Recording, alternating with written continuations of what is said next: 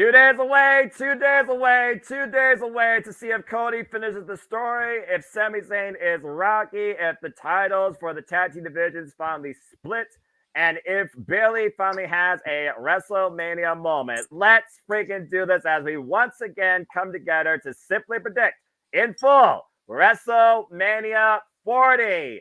Hello, everybody, and welcome once again to another session of City Predicting WrestleMania. Just like WrestleMania's 2 nights, I decided to do 2 City Predicting panels for WrestleMania on 2 separate nights, not back to back, but with friends of a various kind. You saw the panel that was here on Tuesday. Say hello to the panel that's here tonight on Thursday. I am with, of course, my horseman of prediction, John Cena, Christopher Rotz, and, of course, the champions of the WWE Multiverse of Media, Emmanuel and Arlene Dominguez. And once again, thank everybody for tuning in for another further in-depth discussion of WrestleMania with further friends in and out of the Super Disney community and the WWE Multiverse Media and professional wrestling sports entertainment. Hope you enjoy. Please subscribe, like, share, subscribe, comment, tell a friend. And if you want to dig into the conversations, I'm not monetized. I'm just here to encourage wrestling positivity and support my friends. Donate at Cassidy 18 Studios, Super Chat. It is truly as simple as that. If you haven't already, you will find the Predictions League forum on my community tab. It'll be in the comments down below of this video, as it is in WrestleMania Panels 1 comment section. And of course, I not only score for the team, good luck to everybody out there in Team No DQ as the Rips hold down the front on the TJS, Son Goku, me, and the Cleaver, Colin Andrew. The Galaxy, including my friends here, are also part of the fun. As Christopher Rotz, acknowledge him if you choose, leads the entire league. But Arlene, Emmanuel, you're not that far behind. Emmanuel, 4 points behind. Arlene, 5 points behind. So the battle of the siblings. Emmanuel, you're beating your sis by 1 point. Don't get overconfident.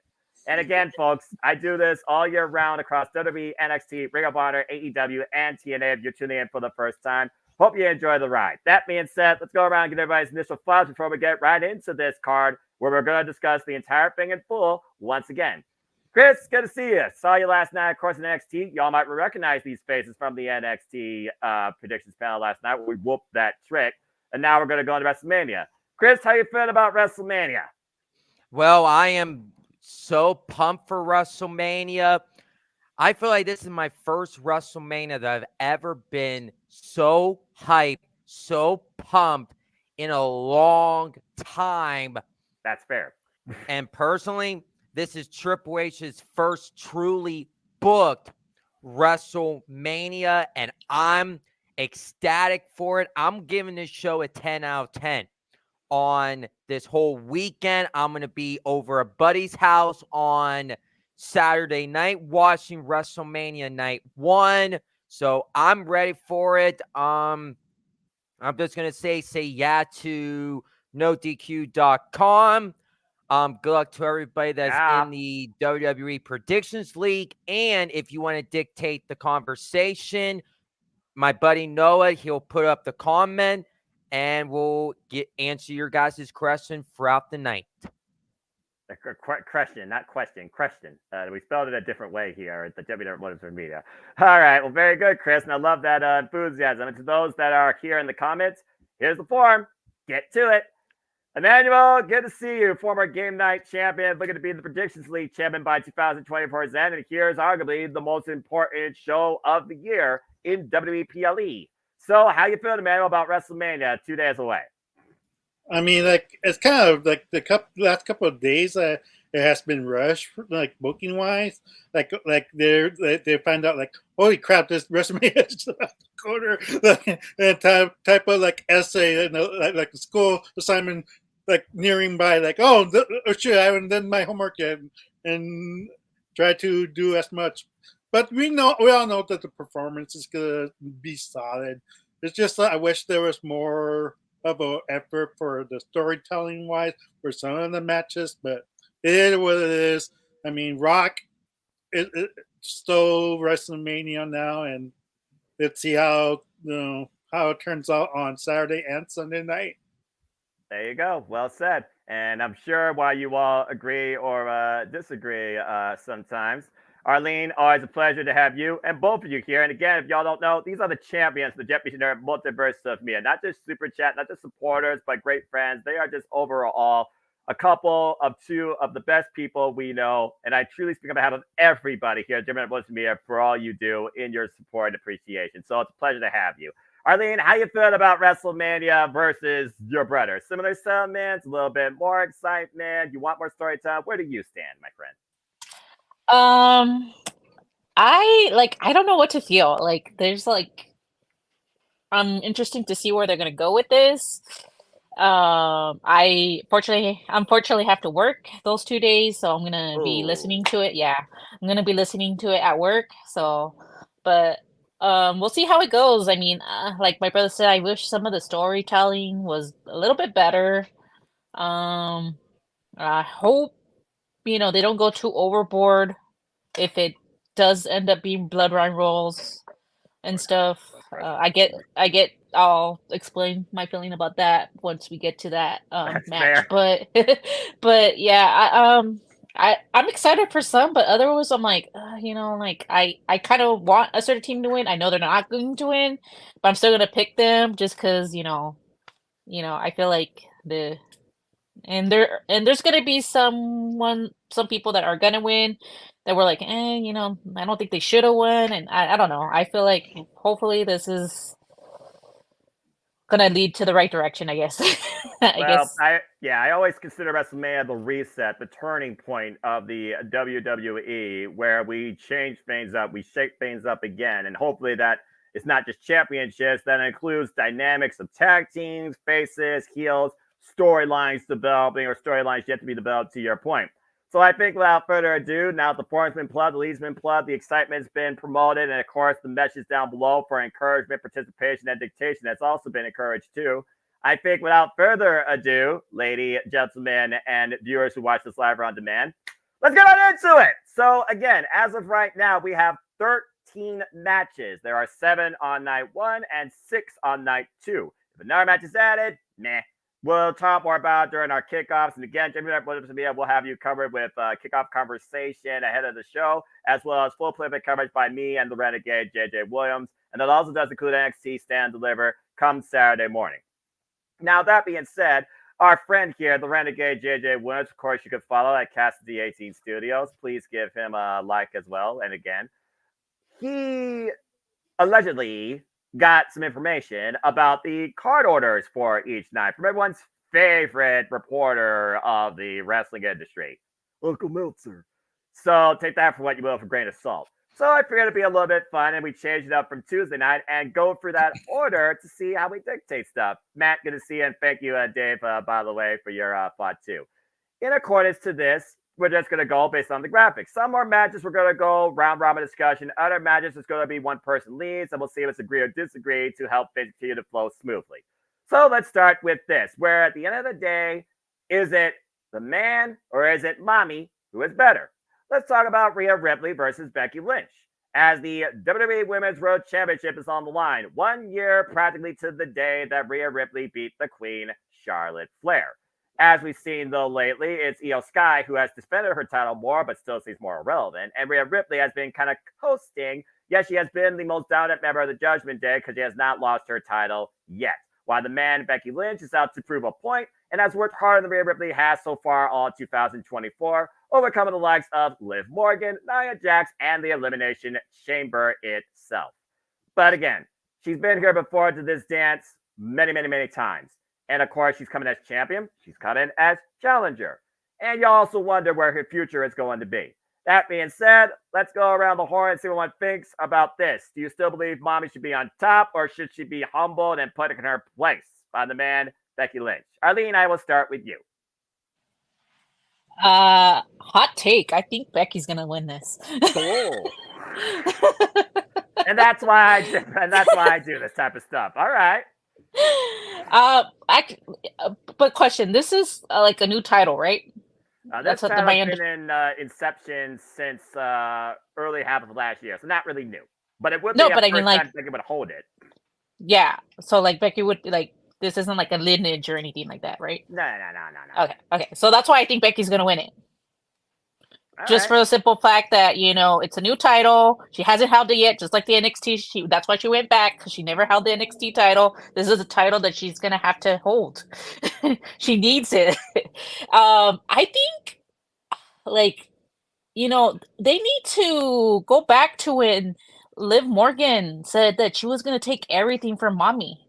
Maybe, like, she should do something to Dominic, and she gets distracted or something, or, like, or she comes and distracts Rhea. I don't know, and it's a cheap way to move, like, for Becky to win. But I feel like, you know, like, they're gonna have Becky win this just because it's gonna be a title that she's never held before, and just to have her name there, and then she's probably gonna lose it right away. And then Mommy's gonna end up having, and this is gonna cause also the breakdown of Judgment Day, because she's the only one with the title. Well, technically, like, if you count Judgment Day with the tag teams, but like, that's held it for so long, you know, like the Judgment Day lost it and then they won it back. So I think that Becky's gonna win it, just for the simple fact that this is a new title, and so just so she could say she's held it, and that's why I think she's gonna end up winning. Fair enough. All right. Well, does anybody have a counterpoint to the man putting Mommy underneath her, or do you all think that Becky Lynch gets the win? I'll open up to discussion. Going once. Going twice. Serious? Yes, Chris? I got Rhea Ripley. Okay, I was about to say. The reason I got Rhea Ripley retaining for, it's because of Becky Lynch. I heard, like, rumorly that she hasn't signed a contract extension for WWE. So I don't know if she signed a new contract or not. But I just have a gut feeling Rhea Ripley is going to retain here and possibly go into a program with Liv Morgan. And do I think Liv is going to defeat Rhea Ripley? I don't know, but I think Rhea is going to dominate Becky Lynch, and I think Becky's going to be taking some time off here. I think that's fair, because I don't know what the future is for both Becky and Seth that have arguably ruin-led Raw for the last year, and Becky's the one that didn't have a title during the entire duration of it. She only had a title partly of it, and it was the NXT Championship, to your point. By the way, shout out to, because of course everyone's opinions matter, to the community and NoDQ Galaxy, your opinions matter too. I see that 33 in and out of the team have submitted their picks, included but not limited to our own Natalie here, the Gentleman Multiverse of Media, Shangosaku, Dwayne Atkinson, Chris, Xander, my friend Lex in ATW, what's up? Of course, I see Kimberly here, Sienna Chanel, who's also there in Philly. Hope you have a great time. Cheers, pal. Matthew Holzer, who I believe made his NoDQ debut on the WrestleMania Night 2 exclusive predictions panel at NoDQ.com. Yeah, good on him, amongst others. And it looks like the majority, Emmanuel, are going with Mommy stays on top. That unanimous, though. It's 78% to 21%. So, Emmanuel, where do you stand? And as far as where Chris and Arlene are, just to maybe balance it out or kind of, weigh it in one side. Sorry, Arlene. I think at this point, while I think everything changes with Judgment Day and the Bloodline, I think Rhea still holds her place. I got Rhea retaining. Emmanuel, what about you? The only way I could see Arlene's pick, to be honest, if Becky does win, if there's a backstage camera action of Liv kissing Dom, and then, oh God, that's Rhea gets distracted, going, "What the hell? What the hell?" And that's the first step of stealing everything that she has. Or wow, there goes her boyfriend, like.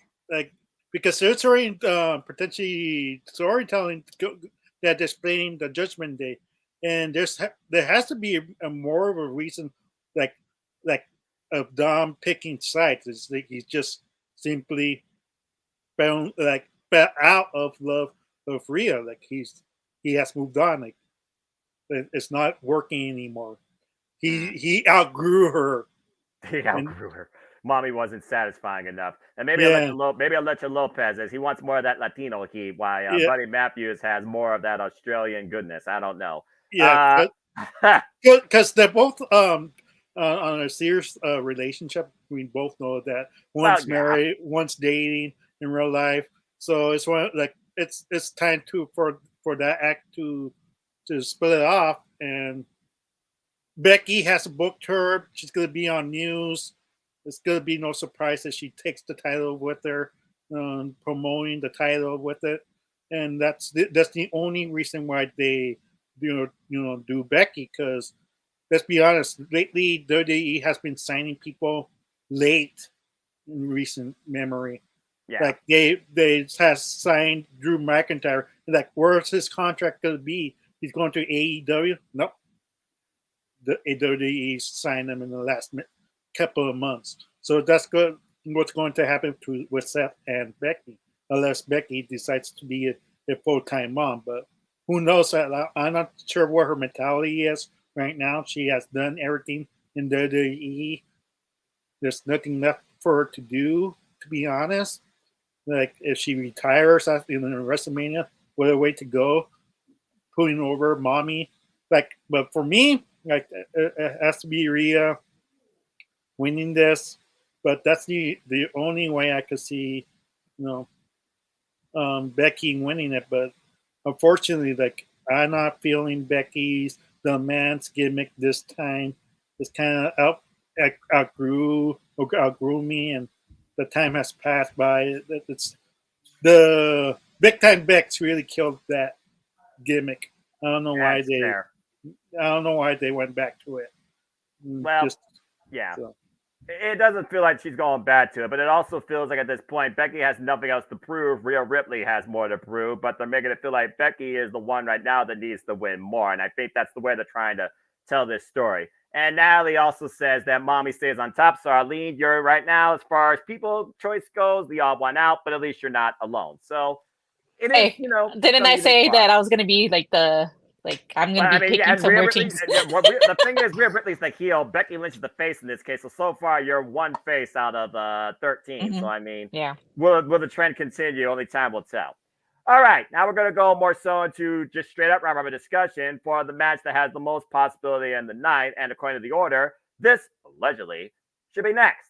Let's talk about the future of the WWE Tag Team Championships and the Tag Team Division, or divisions, however you want to put it, as the undisputed WWE Tag Team Champions will be on the line in a 6-pack ladder match, where the way the match ends is when you grab one set of titles and the other set. And that caveat there is you don't necessarily need to grab both at the same time, but you certainly could. But it does leave suspicion and disbelief that the titles will finally separate for the love of God needs to happen.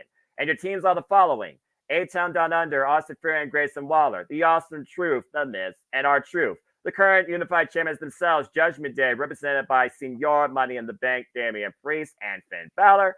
DIY in their first ever WrestleMania, Tommaso Ciampa and Daniel Gargano. The New Day, represented by Xavier Woods and Kofi Kingston. And New Catch Republic, represented by British Strong Style, Pete Dunne, and Big Strong Boy, Tyler Bate. And there's a bonus point scenario here where maybe, and I feel this is going to be the most unanimous answer here, do you believe the titles are going to be split? In which case, do you think two teams are going to win? Even if it's not the two teams you choose, that's still a point you can get. So, as tradition, when it comes to six-way dances, Elimination Chamber, Money in the Bank, ladder match, what the hell you want to call it, you get one pick, primary 2 points that you think is a team that's guaranteed to win, if not both sets, at least one set. And you get a secondary pick for another team that you think, maybe they'll come out of nowhere and definitely get the win, or maybe they'll win both sets. So that being said, 2 team picks, and you answer yes or no, you think the titles are going to split. Emmanuel, let's start with you. What are your 2 teams for this, and do you believe the titles are finally going to split? Yes, but Monday Night Raw. Oh. It's true. Like, I won't be surprised if the Austin Truth were the ones who put both the titles down. R-Truth going, we did it, Regeneration X, and hands them the title. and that's how you split them. And they had to decide which one goes to Raw and which goes to SmackDown. Most likely, DIY is gonna go. It's gonna stay in Raw, and then Miz and R-Truth are gonna go to SmackDown. I say it's not Miz and Morrison. Don't start that nonsense. Bad idea from Bad Creative. Mm. So you do have the title split, and you got one team. So just in case, just Awesome Truth. You're not even gonna put out another team out there. You're not even gonna go for the secondary. No, I'm really positive. Like I know, yeah. I know most of the people are thinking R-Truth is gonna only pull one set of titles, and right. I could see it. I could totally see that. But in reality, I think it's gonna be R-Truth just pulling the single title, the both titles down, and then he gets the titles to DIY, celebrating. Oh, look, we did it. Thinking they all four of them were a team. Okay, fair enough. And Mrs. just go, yeah, sure. Well, let's go with R-Truth. As long as he doesn't think he's in the Royal Rumble and just tries and throws everybody over the top rope. That's the only thing I hope that R-Truth doesn't do, but I think that's more likely to happen. This guy wouldn't know a padlock from a gridlock if it football shot him straight in the face from the Philadelphia Eagles. Anyway, how's that for a sports reference for you, that boy Mikey? All right, well, Emmanuel, with a very unique set pace, he picked one team, but he does believe the titles are going to split. So he has Yes and Austin Truth.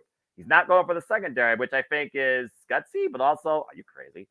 That being said, Natalie only picked one team, but I'm sure she'll adjust that. She actually picked the Judgment Day to retain, but she does believe the titles are going to split. So at least the consensus is a lot of people think the titles are going to split. Chris, where do you stand in this? Do you have two teams or one team, and do you think the titles are going to split? Well, I have two teams, and I'm going to say yes. What Michael Cole said on Monday Night Raw about this tag team ladder match, it will continue until both sets of champions are retrieved. So they are going to split. My primary pick is definitely going to be Awesome Truth, Miz and R-Truth. R-Truth definitely deserves to finally win at WrestleMania and finally get a championship once again. And Miz and R-Truth, they're the baby faces. So I think the second team, I was going back and forth, and I do have as my second pick as of now, I could change it up until 6 o'clock on Saturday to make everything finalized. Correct. My second team as of right now is A-Town Down Under. Austin Theory and Grayson Waller, because you need a babyface team to hold one set of champions, and you need a heel to do the other. So, and I was going back and forth on A-Town Down Under and Newcastle Republic, but I do think Newcastle Republic should be the chasers instead of the champions for right now. So, but we also got the rumor that A-Town Down Under might be getting pulled from this ladder match. And if that is the case, I have three teams that could rumoredly be in this match. The first team is, I think the Dudleys would be a good fit. Devon can't climb a ladder. I'm just going to help you right there. He ain't going to be doing it. The second team is Matt and Jeff Hardy. I think the Hardys should maybe come back. They were in a ladder match at WrestleMania in 2017. And this is 2024. We have a ladder match for the tag team championships. Maybe Hardy's come back. Or the third team that I could see in it, they are officially free agents. I think Motor City Machine Guns could be an awesome fit for the tag team ladder match. But whatever happens, as of now, got Awesome Truth and A-Town Down Under on Saturday night. All right. Well, majority primarily did pick Austin Troop as their first, but as far as secondary, the majority are actually going with DIY. And again, DIY also has ladder experience, even though they lost. But I think DIY will be also a great moment in itself, and it's also another babyface team. And with that, I actually went Austin Troop and DIY in that order, and I do think the titles are going to change as well. So, Arlene, what's your take on this ladder match? You got two teams. Do you think the titles are going to split? Do you have maybe two different teams outside DIY or Austin Truth? What's your take? Yes, I do think that they're gonna split the titles. I don't think it's gonna happen like the way my brother is saying though. Because the problem I see with that one is where, like, if let's say R-Truth, like, here he hands him a title, you think the other teams are just gonna sit there and be like, yeah, just give him the title. No, man, no. They're gonna be like, no, you can't just hand the other like, they have to earn it. And so, like, I think, like, for me, yeah, I can see your hand. We all can see it. Continue, Arlene. Yeah. But I think that he's gonna just grab one title, thinking that's the end of the match. Thinking that's it. We won, and he's like, "Let's go, Miz." And Miz is like, "No, dude, we need to grab the other title." And then while he's trying to convince him that he needs to grab the other title, I think, like Chris says, I think like either Austin Theory and Grayson Waller are gonna get that title, or DRY is gonna get like go for it. One of those teams. Like he said, there have been rumors on Twitter saying that they are gonna be pulled out. We won't know till Thursday if that's actually gonna be true or not. Right. There was talks even of maybe Baron Corbin and Braun Breaker losing the titles in NXT and maybe them replacing them. I could see, like, since Braun Breaker is like pretty big character and he's been showing like that he's capable of being on the main roster, I can see maybe their team replacing it and maybe them giving them the titles maybe at some point. But like he said, you kind of do have to have that heel team, like he said. But then, like, for me, I think R-Truth and The Miz are gonna stay on Raw, and then if DIY wins, they're gonna go to SmackDown because it's like JJ says, with his wife being the heel and them being the baby face, I could see that could be like a problem and stuff. Like, I just don't see another good team winning it. So if they, depending on what happens on Friday, depending whether they do get pulled off right now or not, I'm gonna stick with Austin Theory and Grayson Waller as my second pick, and Miz and R-Truth winning the title. Well, at least just because you need that, we can all agree on. Yeah, but like I don't see them just like him taking both titles and saying here's one title. It's like I think they're gonna have to tell him, no, you can, like, you get the undisputed title. You don't get to split it because you got both titles. The rules say you have to grab both titles, and that's it. If he grabs those both titles, that's it. You can't just hand the title to someone else that didn't grab it. That's not how it works. I'm sorry. Now my brother can talk. Okay, then. I mean, I'm not sure what else he's going to say or what he can say. And also, by the way, 3-1. People think the titles are going to split, but there are still some people thinking that no, they won't. Go ahead, Manuel. You have one last note before we move on. Yeah, Piper Niven. Yoink. I'm your tag team champion now. Oh, no. LA Knight claim the $1 million belt. Yoink. This guy's trying to rewrite WWE as we know it, and I don't think it's going to be fine. And there's been times people just claim the title. Like, it's mine now. Without no reason. Okay. Strange Bedfellows aside with Kane and Daniel Bryan saying I'm the tag team champions. I don't think this is going to become a 24/7 scenario where every man and woman is going to try and grab a tag strap, even if it's in R-Truth's hands. Just saying. All right, let's go ahead and that was funny. I'm not gonna lie, that was funny. And Dave, you're fine again. I just look at you're fine, brother. All right, let's go. Threw me off there a little bit. Let's go ahead and move on from there. And Chris, you're on the bubble now to lead this match as we look at once again the ever-long battle of father versus son and the battle for Lucha Libre pride and supremacy. as Rey Mysterio tags alongside Dragon Lee, the greatest luchador ever with the greatest luchador going, taking on Santos Escobar, self-proclaimed Emperor Lucha Libre, and Dirty Dominic Mysterio. And as far as I know, this match is not brought to you by Cinnamon Toast Crunch.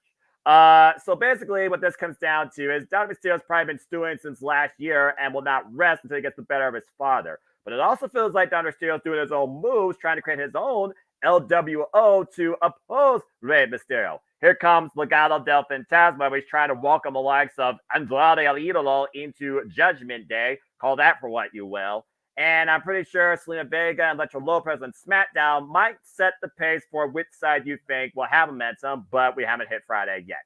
So that being said, Chris, where do you stand in this ever-brewing battle of father versus son? And does Dominic Mysterio get one over Rey Mysterio with the help of Santos Escobar? Or again, is Rey Mysterio and Dragon Lee just unmatched when it comes to Lucha Libre supremacy?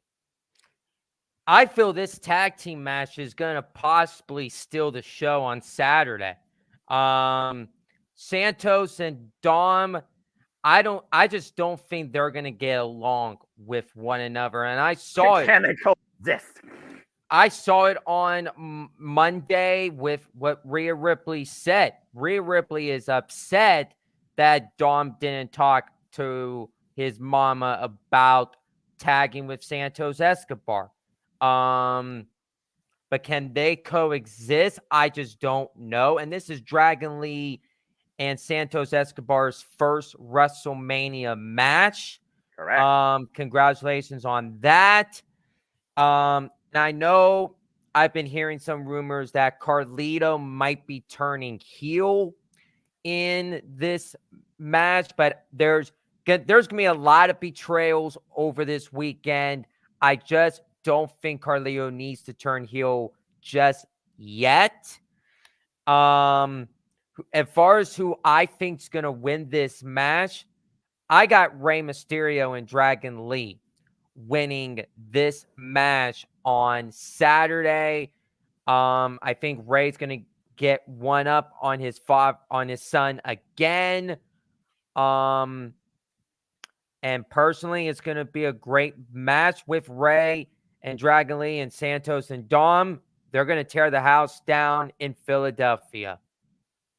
All right. So Chris has set the pace for this match with Rey Mysterio and Dragon Lee. And to put Arlene Emanuel's thoughts in perspective, where they want to go unanimously opposite of you, it's almost 50-50. 55% are going with Dirty Dominic Mysterio and Santos Escobar, while 44% are going with Rey Mysterio and Dragon Lee.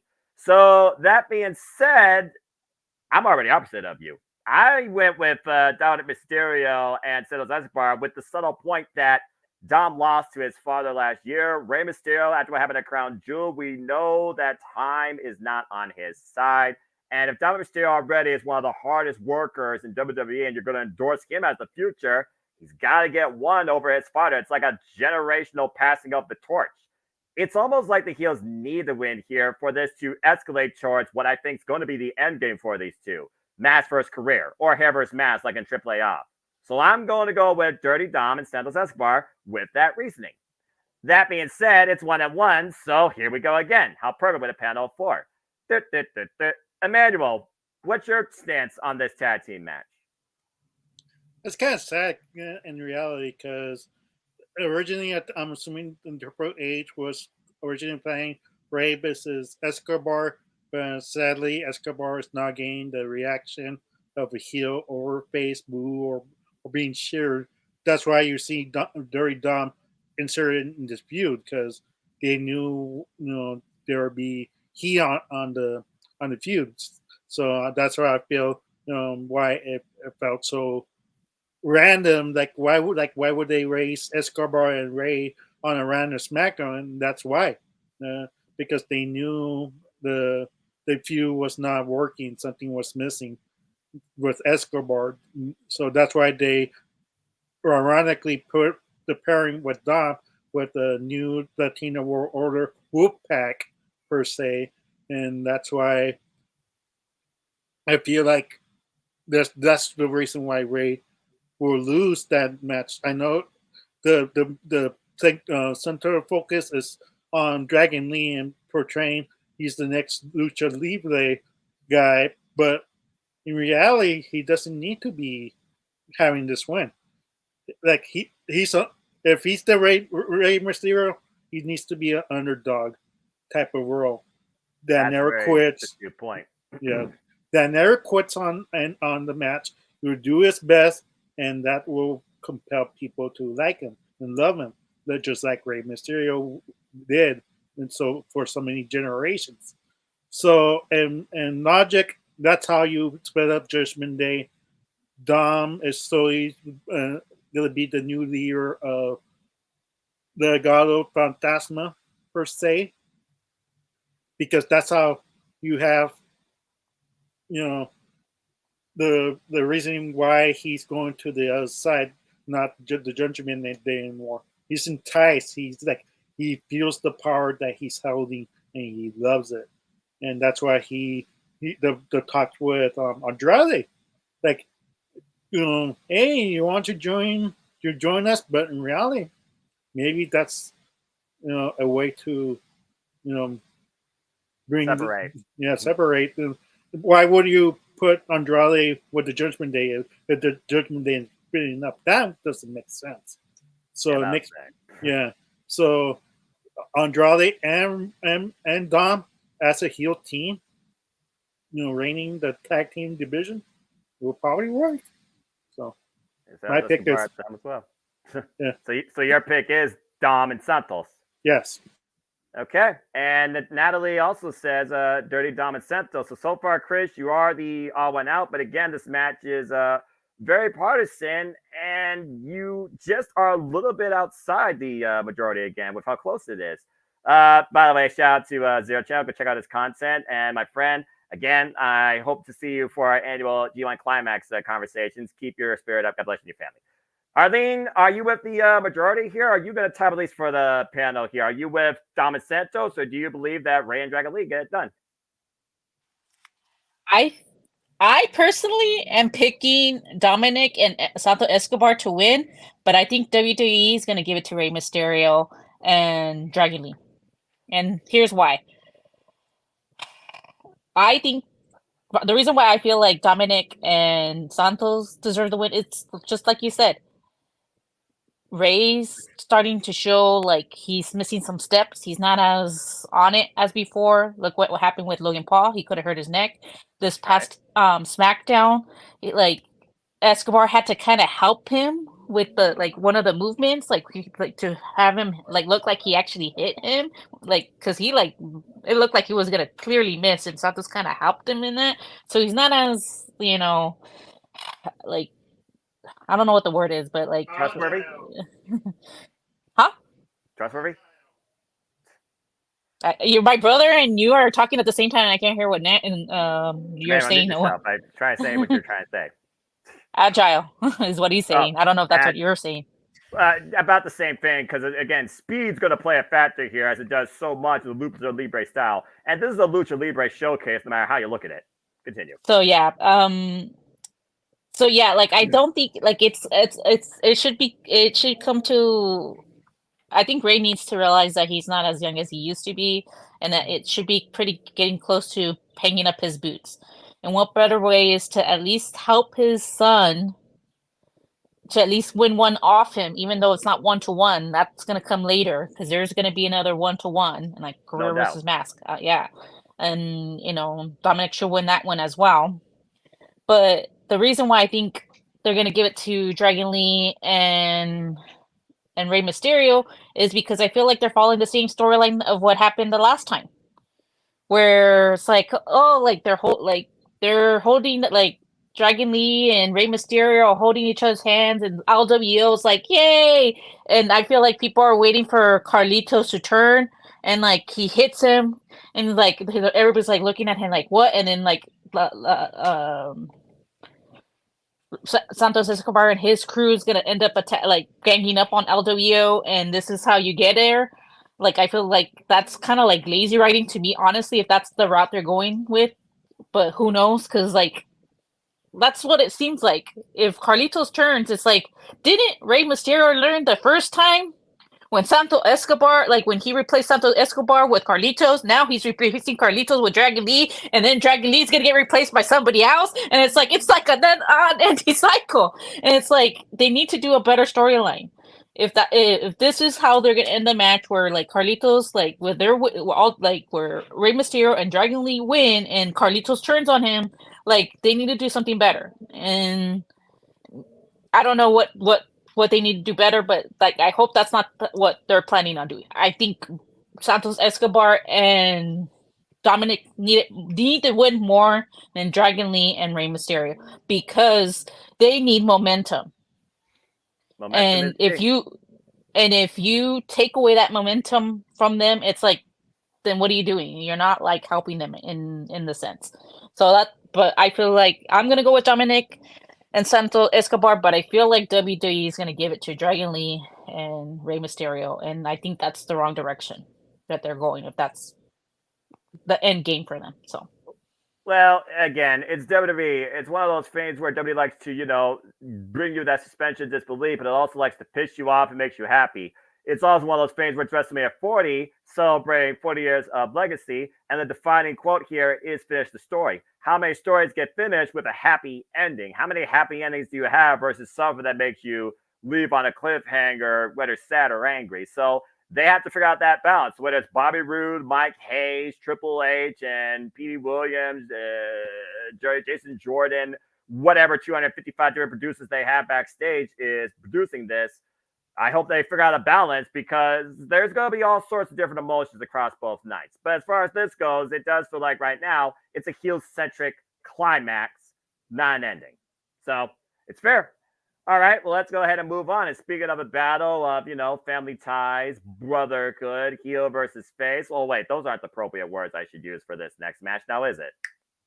Yeet or no yeet? That is the question. Jey Uso, younger brother, takes on Jimmy Uso. And of course, this really kicked off when we saw the super kick heard around the world at Night of Champions, and everything went downhill from there since as far as these two brothers being together. I just wanted to show that for a moment. As, of course, we saw the fallout at SummerSlam when Jimmy cost Jey the undisputed WWE Universal Championship and continued to cost them all along the way, including the Tag Team Championships and the Continental Championship. While Jimmy never left the bloodline, Jey Uso became his own man, known as Main Event Jey. So that being said, considering he was dancing during that thing, and I think I already know his answer, let's go ahead and let him lead and see if we all agree. Emmanuel, probably a dumb question based on what I saw, but gotta ask it. Yeet or no yeet? I have to go with yeet. I mean, but like as long like I know Jimmy is struggling, like solo like wise, but let's face facts. The bloodline doesn't kind of accept that Jimmy oh, I guess you're back in. Like we need to help either way. Like they really don't care. And no, it's true. Like they don't really care if Jimmy takes losses. That's why they don't help him. Like that's why Solo is like, no, I'm not going to help you out. I'm only here to help Roman Reigns, and that's who Jimmy's going to expect. Kind of like they help from like Roman Reigns, like because he's part of the bloodline, but that's not going to happen.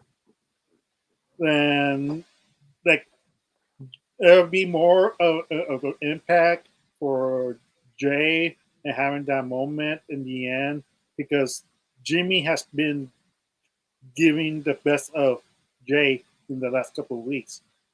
He cost him the IC title. He cost him a match against Drew McIntyre. And Jimmy hasn't really responded. Sadly, in the last couple of weeks, he's been in limbo. Like what are we doing here? Like everybody's focused on the bloodline and not really focusing on the matches itself. It feels like is Jey really focused on Jimmy, or is he more worried about Roman Reigns and what's going on with Cody Rhodes and everything else? The bigger picture. But, the bigger picture. So for me, it has to be Jey. Jey has the momentum, needs the momentum more. If there's championship later on, because Jimmy really needs his brother badly, and maybe this is like, I know that we want the brotherly hug in the end, and that party's going to happen in the end, because I feel this feud is like a one match deal. So because how do you stretch this for another 2 more pay-per-views? I'm not sure if there are different brands. So for me, it makes sense that Jay needs to win this. Okay. Interesting open argument. So he went with Yeet, and 85% also Yeet with you. Majority are going with Jay, but Natalie and I are going with Jimmy for one reason. Owen Hart, Bret Hart, WrestleMania 10. Owen was out to prove a point. Owen won. Matt Hardy, Jeff Hardy, WrestleMania 25. Matt Hardy won, was out to prove a point against his brother. Arguably right now, Jay has more favor with the crowd. Bret was more recognized for his greatness by the entire WWF universe. And at this point, Jeff was the guy that everybody loved because he was the reckless daredevil. And Jay's become a people's choice.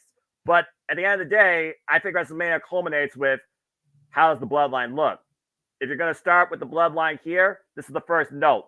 And I think, to your point, Solo will not be too far away. In fact, we know Solo has marching orders tomorrow night to take out Jey Uso ahead of WrestleMania. So if Jimmy doesn't get the job done, at least Jay will be softened up for Jimmy to try and get some work done. Either way, it all goes against Jay here, and that's kind of the story being played.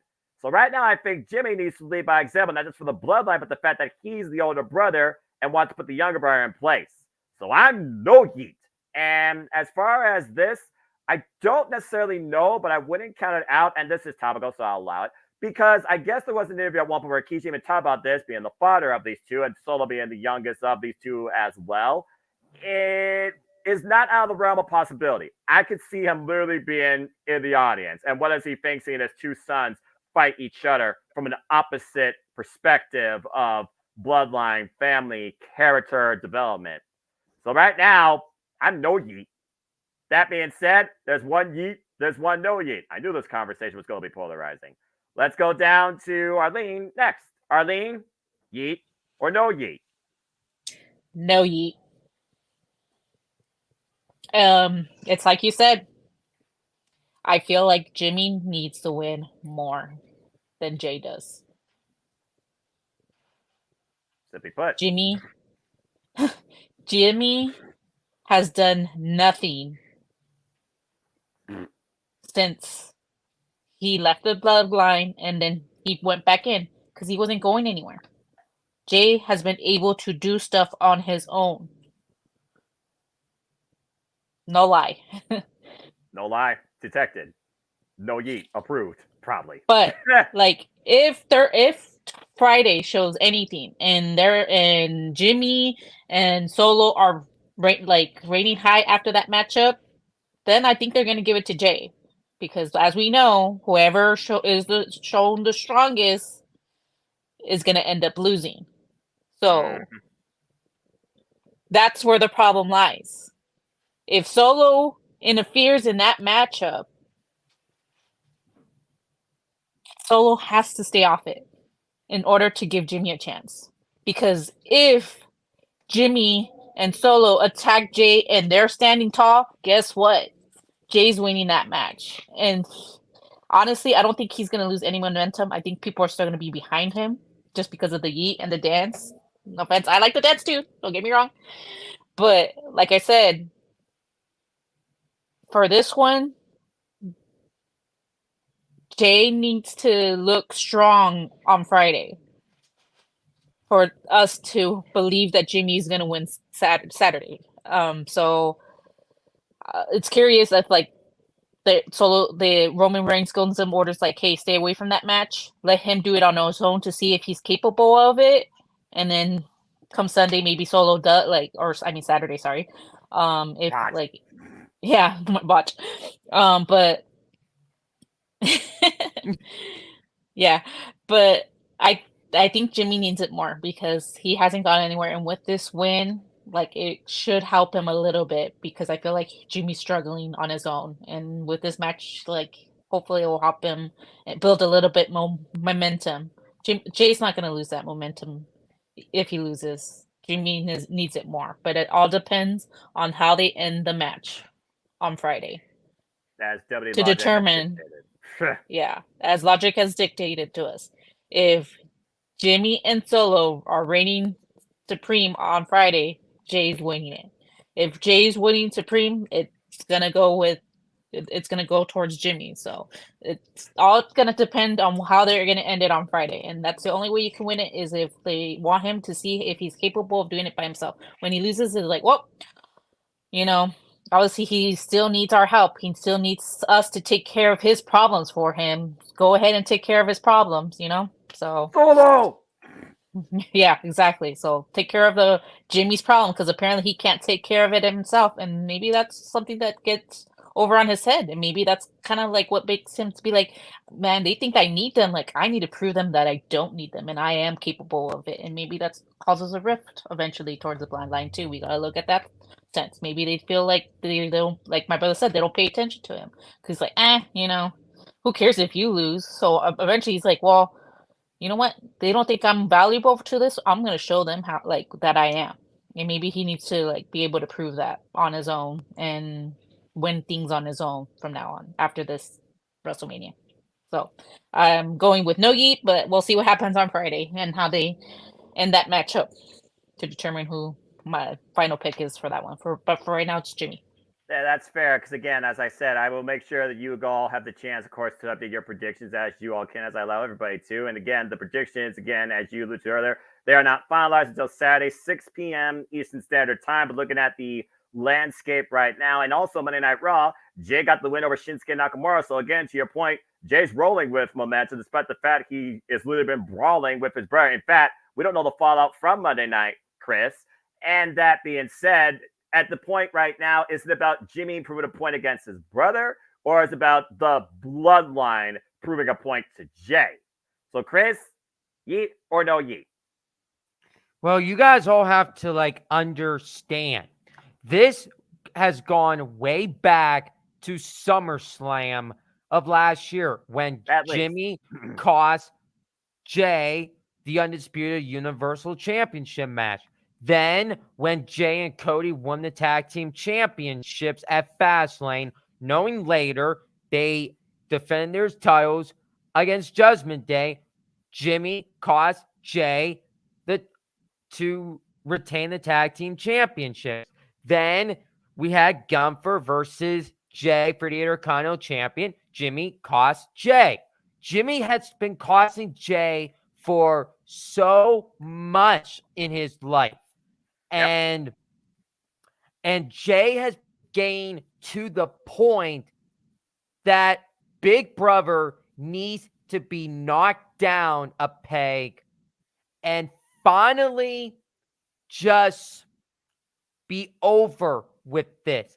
Big Brother has been on top for all this rivalry, all this storyline, and all the build to this match. This is the dream match that those two have been wanting for a long time. Jimmy versus Jay, and they're finally going to get it this Saturday at WrestleMania. I personally believe Jay needs to show why little brother needs to outdo Big Brother. Those two kicked off the Royal Rumble match. Now they're fighting at WrestleMania this Saturday night. The whole entire Lincoln Financial Field in Philadelphia is going to be dancing along with maybe Pat McAfee if he's going to be on commentary. He's going to be doing the yeet.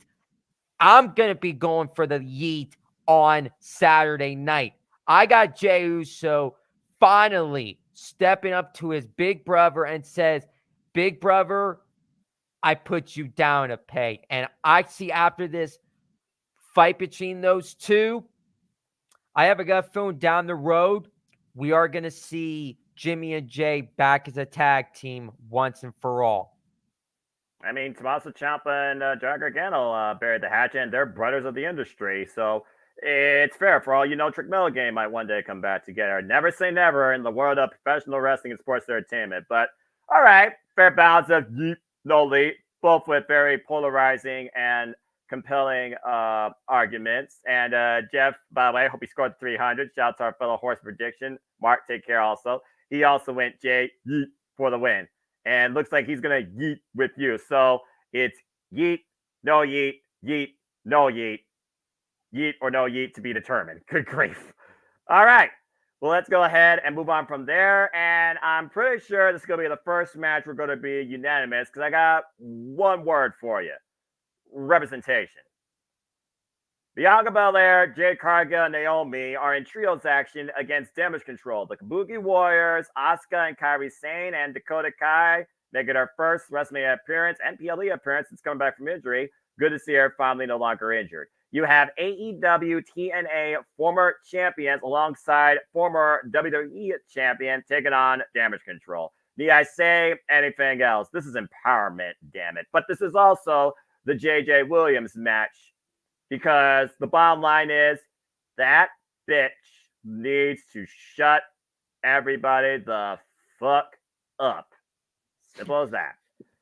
I don't think much more needs to be discussed here with the fact that we are in for something special here.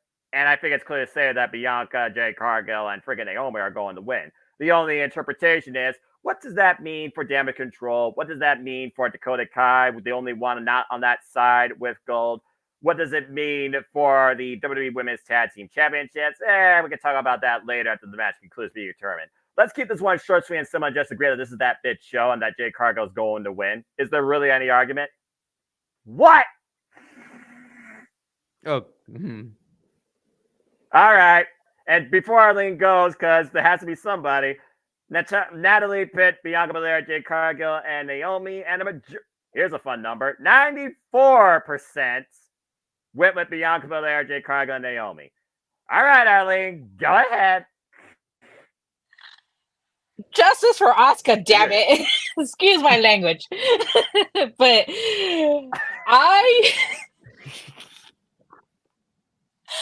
I feel like Damage Control needs to win more than freaking Jade Cargill, Bianca Belair, and Naomi.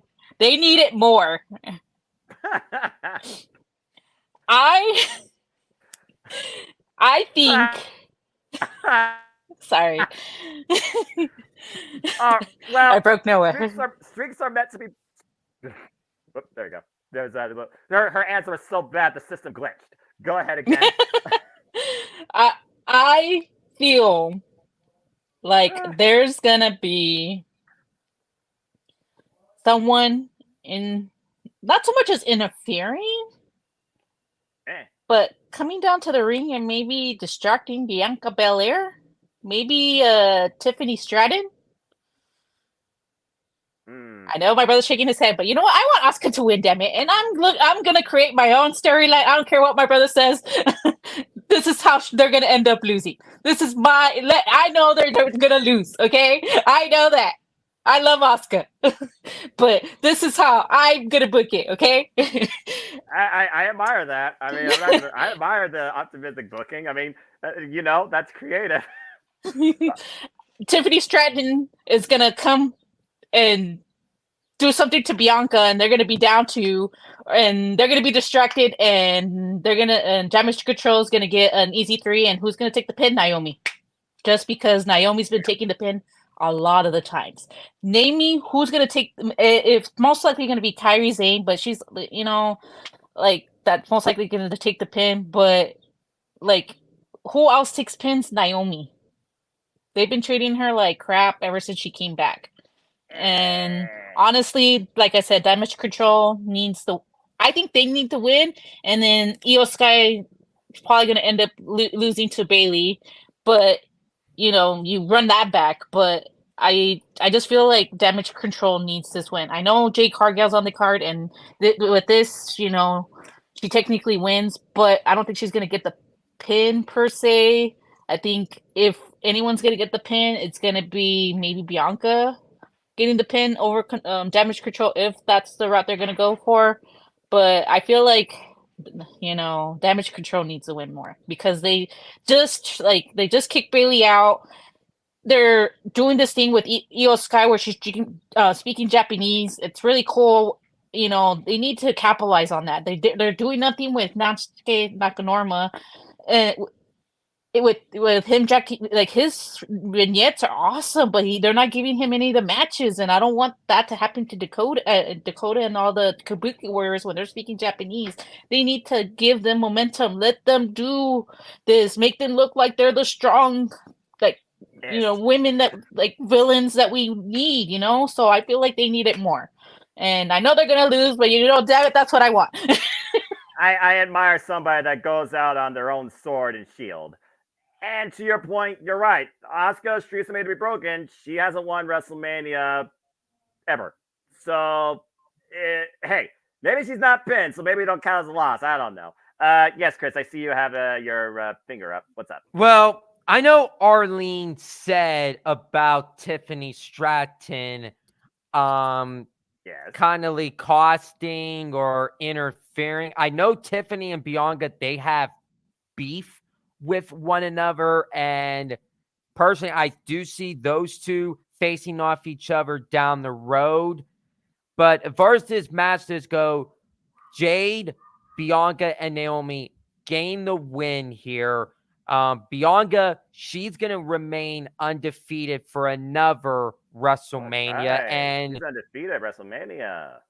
And as far as the tag team champions does go, I think maybe Bianca or Naomi, or you have Bianca or Jade. One of those two are going to team with Bianca to take on Kabuki Warriors for the tag team championships after all of this goes down.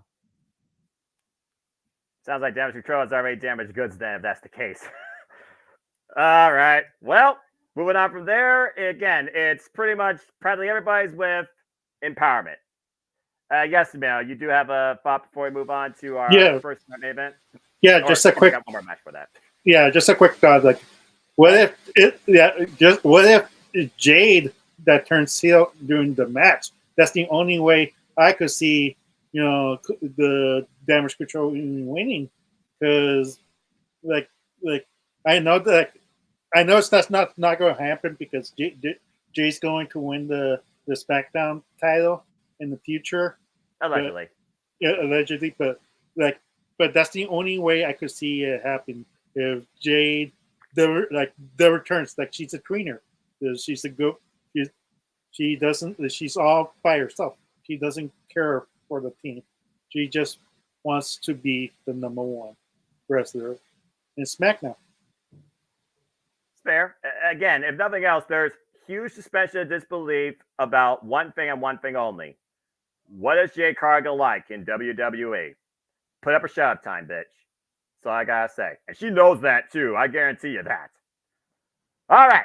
Good stuff. Let's go ahead and move on to our semi-main, allegedly, for night one, according to this, where we're in the city of Philadelphia. And I don't know if everybody here has seen Rocky 1, 2, 3, and 4, but you have seen Sami Zayn. You know that he's been Intercontinental Champion before. But can you dethrone the seemingly impossible where Chad Gable failed? Is there an adversary, not named Ilya Dragunov, that could defeat Darling General Gunther as the Intercontinental Championship is on the line? Of course, this really built out of about 4 weeks ago after a gauntlet match where Chad Gable was this close to getting his third shot, but it was Sami Zayn that got the better of him via surprise roll-up. But since then, Chad Gable has been trying to remind Sami Zayn exactly who you are when you truly are at your best, when you're hungry. I told you couldn't beat him because you needed to hear that, because you had to find that spirit in you that says that nothing can stop you. A similar spirit that Sami Zayn had when he took on Neville and risked his career for the NXT Championship and got it accomplished. The bottom line is Rocky had a great coach, and sometimes he won the big one, other times he didn't. Is Sami Zayn Rocky? Yes or no? Does Sami Zayn deserve to once again be called Intercontinental Champion? Is this your first story with a happy ending? Think about that, considering what's after this. Quote, quote, night one main event. Arlene, since you seem to have had a nice little spin on it there for the last one, we'll kick things off here with you. Do you think that Sami Zayn deflows Gunther, or does the match still remain sacred? Hey, I'm going with wrestling logic here. Who was standing tall at Raw at the end of that? Gunther. Who's gonna win? Sammy. Are they gonna? I think that. I think they might still give it to Gunther. I'm still kind of iffy, but just because of logic, I'm just gonna go with Sami Zayn just because of the fact that Gunther was standing tall over him at the end. So that's the only logic I have. I mean, but again, like it's basic, and it W and logic in the same sentence, though. How often does that work? I'm just saying. yeah, that's true too. But and then maybe have Sami Zayn face Chad Gable at one point, because then it goes back to like, he trained him, but let's see if he learned anything in his training, and then that's how Chad Gable gets the championship from Sami Zayn. All right. Well, Chris, Sami Zayn is in the minority. 76% are going with the Ling General Gunther, while 23.5% are going with Sami Zayn, and Natalie is also going with the Ling General Gunther. Again, suspension of disbelief is heavy here when it comes to Gunther, unopposed restricted hold on the Intercontinental Championship. At least he shows up every week and actually competes, unlike somebody that I want to acknowledge. But that being said, Chris, where do you stand on the Intercontinental Championship's future? Do you think Gable is the key to beating the Ling General, even if it's not him competing? Well, I'm going to keep this short and sweet. Go for it. Yeah, Sami Zayn, last year this time, he and Kevin Owens defeated the Usos to become the Undisputed Tag Team Championships, and that night I was happy for both of them. This year, Sami Zayn in the mid-card championship match at WrestleMania, how did this all happen? He was on top in the main event last year, and now he's in the middle, and he's going to be the co-main event, and personally, I'm still happy that he is going to be in the co-main event spot on Saturday night, allegedly. But as far as this result goes, I got the Ring General Gunther going to retain the Intercontinental Championship on Saturday night. I just don't think Chad Gable could be that guy to dethrone him. I'm seeing potential opponents. I'm going to go off for the limb, and I think when Sheamus gets back from injury, I think he deserves to be the Intercontinental Championship and finally get that championship that eluded him his whole entire career and finally become a Grand Slam champion. If it's not Sheamus, I could see Braun Breaker maybe. I know this was supposed to happen, Gunther versus Brock Lesnar. And Gunther, if that match would have happened, Gunther would have defeated Brock Lesnar. Maybe Brock comes back in this match. But I don't know if WWE is going to risk having Brock Lesnar show up Saturday. But also another guy, I think Ilya Dragunov could be that guy to dethrone Gunther. But either way, Gunther is going to keep his Intercontinental Championship much longer. All right. 600 plus days and rolling. Fair enough. And to be fair, you named literally the only person that has defeated Gunther the last time he held championship gold. And we all saw how long that took. And it didn't take one match either. Well, Emmanuel, go ahead and close this thing out since, again, it's a bit of a partisan crowd, but the majority are going with the Ling General Gunther. So where do you stand with the future of the Intercontinental Championship, at least as a Saturday night? Yeah, just Gunther's going to retain. I mean, sadly, the 1 week training montage is not enough for me to be convinced. It's like, okay, he had 1 week of training. Now we have to believe that he's ready for Gunther, miraculously and get the victory is kind of like it's kind of cheap. Like Cheap no, win? yeah, cheap win. Like or just like Sammy doesn't need the IC title. Like because Sammy's pretty much over. Like he would be a fan favorite with the loss. But like right now, like we're thinking about the future. Like who's going to be the future IC champion? Who needs to Right. rub? And we're Right. thinking somebody from the NXT roster. Right. And that's the number one thing to make a name out of the title and make a superstar out of that title. And like I feel sorry for Chad. Like maybe there's a heel turn coming in. Maybe Chad throws the towel when Sammy is getting beat up, and that'd be sad. yeah, like and he knows that he's defeated, and like he needs to throw the towel in, and it would be shocking, and Sammy be like, why did you throw the towel?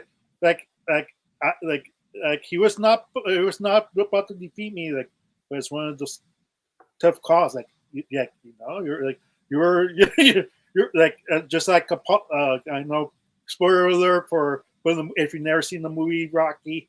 Apollo dies in the ring, and no, you're good.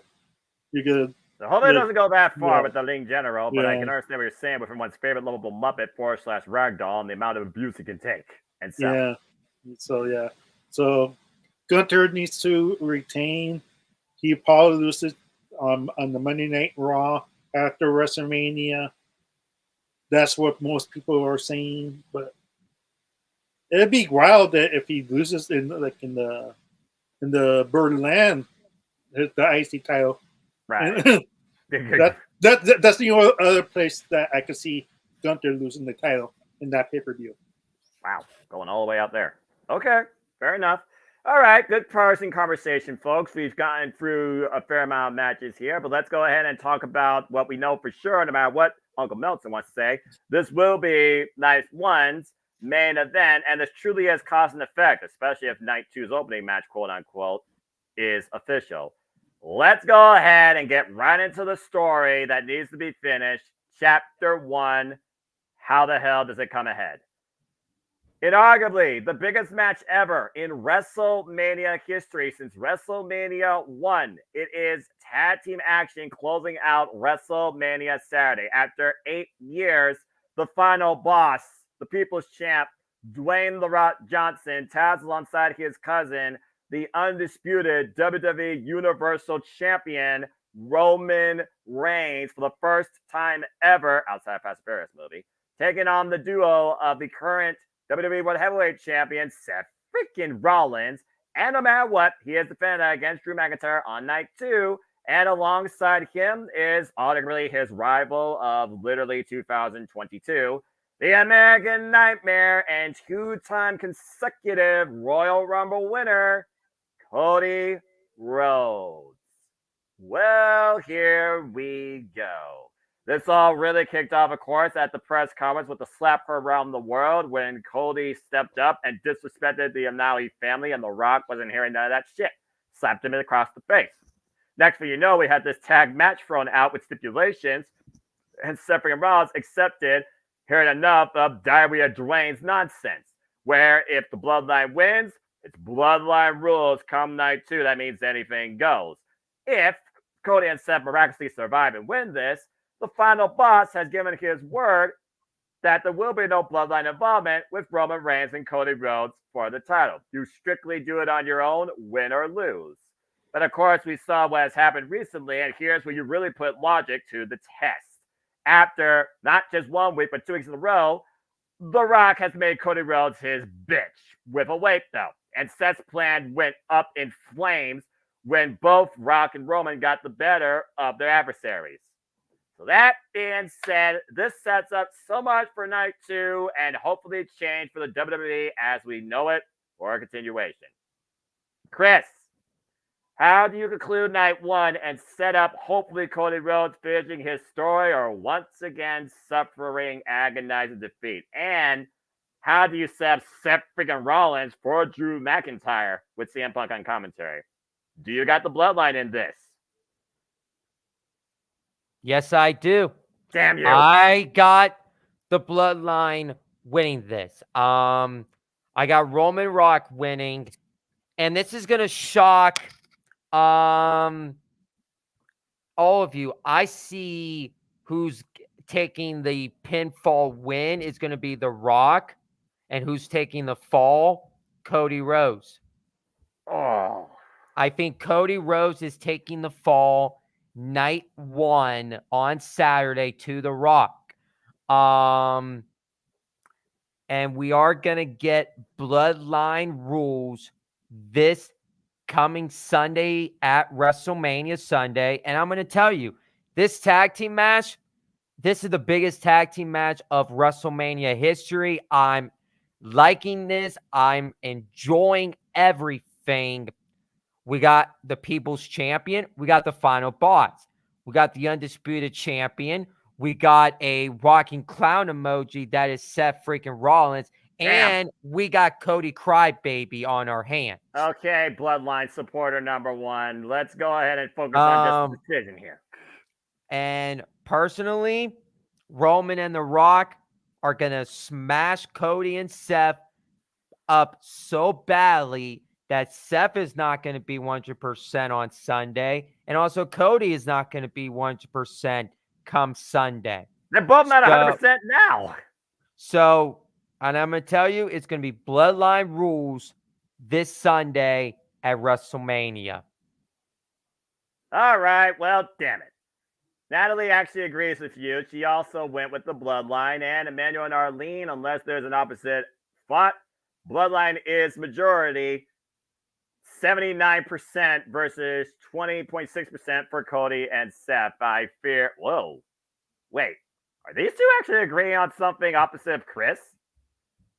Okay, well, first off, ladies first. Arlene, go ahead. Your thoughts on this tag match.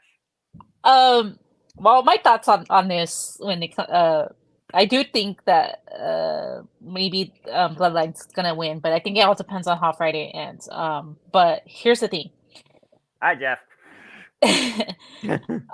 If Bloodline wins, for those who are going for Bloodline, and they're predicting that Cody's gonna win the title, which we'll talk about in our which we'll talk about later.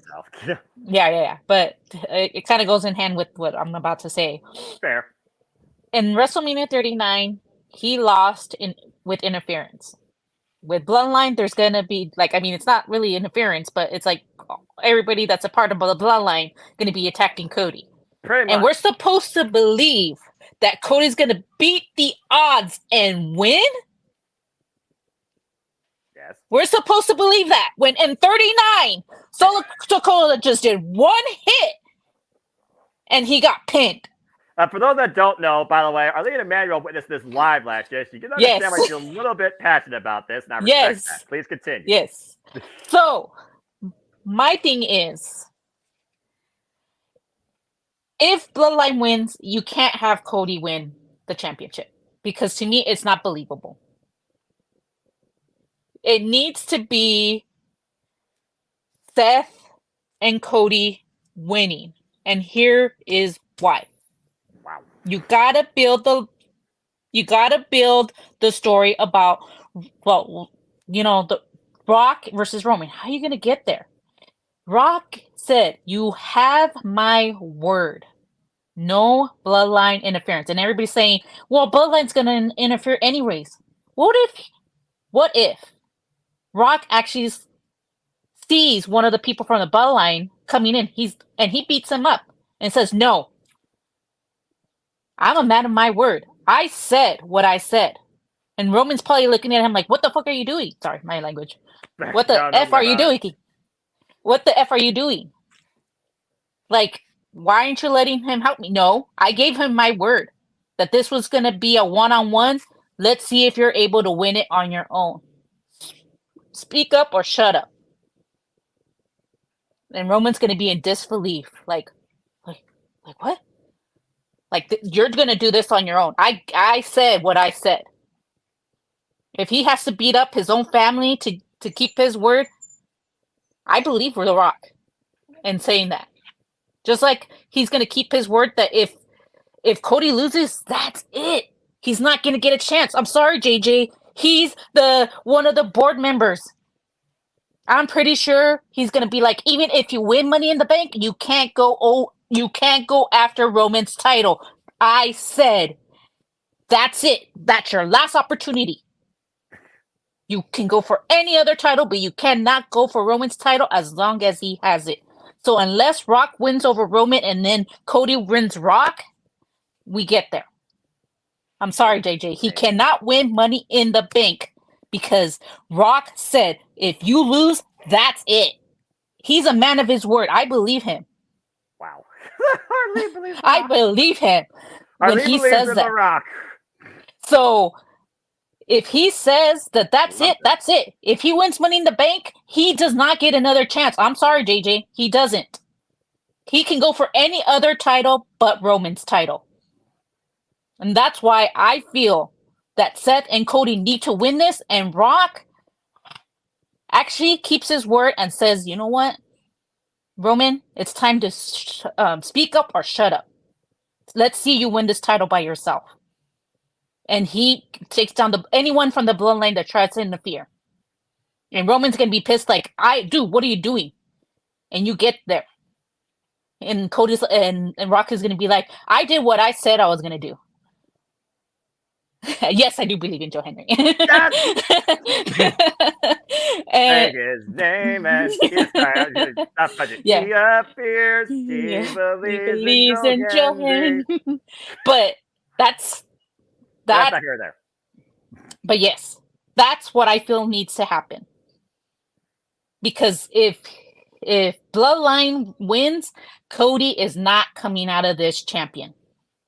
Because I honestly am not going to believe it. You're telling me it took one punch from Solo Sikoa to knock him out and get pinned, but Bloodline, how many people are in the Bloodline? And he ends up coming out champion?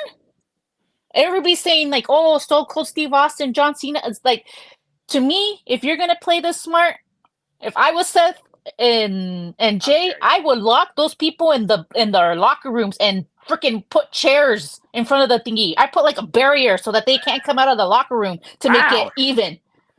In my honest opinion. So that's what I would do. So what we're hearing here, first off, preach it, sister. What we're hearing here first off for Emmanuel closes out night one. Also, damn. She wants Cody to finish the story, but she wants it to be a believable finish to the story. Exactly. That's where we're going to leave it for now. Sorry, I'm very passionate about this. I love that. I thought I was passionate. Dadgum, shut me up. Okay. Well, and then you'll follow that and close it out. I know, right? But look, like this is a lose-lose for Cody Rhodes in the end of the day. If he loses to the Bloodline rolls, hectic goals, it's going to be a repeat of WrestleMania 39. I will throw something for my TV if that happens, but continue. No, like, hear me out. Like, you know how the Usos came out and helped Roman Reigns, and then Sami and KO helped, Cody Rhodes to even the odds, and they brawl out, and then Sokola, came in and they kicked him out, and that's when we thought, hey, everything's safe. Like, Cody has a chance, and then all of a sudden, guess what? He comes back again. And that's why it's a lose-lose. It's not the first time the Bloodline has broken a promise. Look at the promise they did on SmackDown going to Cody Rhodes. Hey, if you come to SmackDown and we talk man to man, nothing's going to happen. And look what happened. That's fair. And then the Bloodline, then the Bloodline came along and broke the promise. And then like Cody was rising up to have Seth and Jay to back him up. But right now, so that's why it's a lose-lose. Nevertheless, even if they do, if Cody and Seth wins cleaning, let's say, who's to say Bloodline doesn't fear for Seth during the Seth match? Who doesn't say that the bloodline doesn't interfere to Cody's match? So I feel, like I agree with my sister. Like we've been whining and complaining. Cody needs to win cleanly. Cody needs to win cleanly. And now we're talking about the possibility of people interfering during that match to help Cody Rhodes and during Bloodline Rules. Right. And I get the people's point of view. Like it creates dramatics. Like who's gonna help Cody Rhodes in the end? Right. And right now, like my heart wants to go with the Cody and Seth winning, but sadly, I could see, the Bloodline winning. Sadly, I think that's what most people see. Yeah. But here's the thing: like for me, 999 wins. Nick Roman chased the 1,000 win. That be the storyline for WrestleMania against The Rock and finally get that 1,000 wins. That's the most compelling story that Roman Reigns takes the fall twice, and that's how The Rock becomes the new head of the table because they can't rely on Roman Reigns again. Damn. All right. Well, before we move to night 2, Arlene, you have one more closing remark. I just want to say Roman broke his promise. He just said bloodline. Like Roman was the one that broke the promise, not Rock. I believe Rock. All right. There you go. There's a little bit of an asterisk there in the promise remark. Okay, well, woofa. All right, well, that concludes night 1, and that concludes Saturday, and allegedly that's the order being planned, so we'll go ahead and segue into night 2. And again, folks, stay tuned for the Gemini Multiverse Media as me and Jada will be covering both nights here. There'll be an open mic night each night, well, of sorts. Following each show, there also will be a pre-show conversation similar to this with other friends in the Multiverse of Media. So please stay tuned for that across Gemini Multiverse Media. And again, please comment, tell a friend. Let's go ahead and move into night 2. And you talked about cause and effect. You talked about Cody needing the win. Since Chris led that, we're going to go ahead and go right back around the horn. And it's back to you, Emmanuel, as we look at what's next for Seth freaking Rollins. Because allegedly, this opens night 2. Seth freaking Rollins will defend the WWE World Heavyweight Championship against Drew McIntyre, and CM Punk will be on commentary. These guys have been going to war over this championship since last year's Crown Jewel. It is currently 0-3 for Drew McIntyre if you literally have looked at the stats. And I don't even have stat by Mike here. I know he approves. But Seth freaking Rollins has maybe taken his eyes off the ball, looking at a bigger target, a bigger obstacle to overcome in the bloodline, Roman Reigns and The Rock. But you also have what probably is in his head right now, CM Punk. And CM Punk's not even involved here at WrestleMania, and Drew McIntyre is taking full credit for that in his character development, which has been very promising. The bottom line, simply put, Emmanuel, is this. And yes, folks, guess what? He failed not once, not twice, not 3 times, 4 times to my knowledge, but he still is Senior Money in the Bank. So, Emmanuel, 2 questions. Do you see Seth somehow overcoming Drew McIntyre, still being proclaimed the World Heavyweight Championship? And do you see a cash-in successful by Damian Priest? Or by some miraculous miracle, does Seth freaking Rollins walk away with the World Heavyweight title? No. You're a good man. Yeah, just a simple no. Drew McIntyre has been killing it as a heel. I could see the storyline of CM Punk versus Drew McIntyre for the World Heavyweight title for Raw when he comes back in SummerSlam, hopefully. And let's face facts, like it's more compelling of a story because Seth has basically run through everybody who is left in the Raw roster, and it's kind of bleak. Do you really want to bury Seth Rollins? Seth Rollins. Botch. Do you want? Yeah, botch for me. Do you really want to bury? Do you really want to bury Drew McIntyre for another loss? I don't think so. This is set up for Drew to win the title finally, having his moment. I know there's a lot whispers that I could see it. Like I see Damian Priest cashing in and winning the title from Drew just to set him even more mad, saying, "I want the title and it's taking it away from me even more." But I feel like that he's going to be successful in this match. Like for me, it would be more of the downer if it's Cody Rhodes finally gaining the title. Then you have the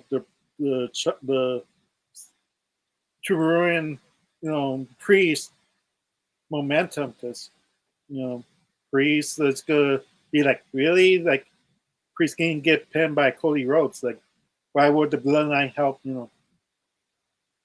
Judgment Day. So that's my final pick. Drew wins. Drew McIntyre.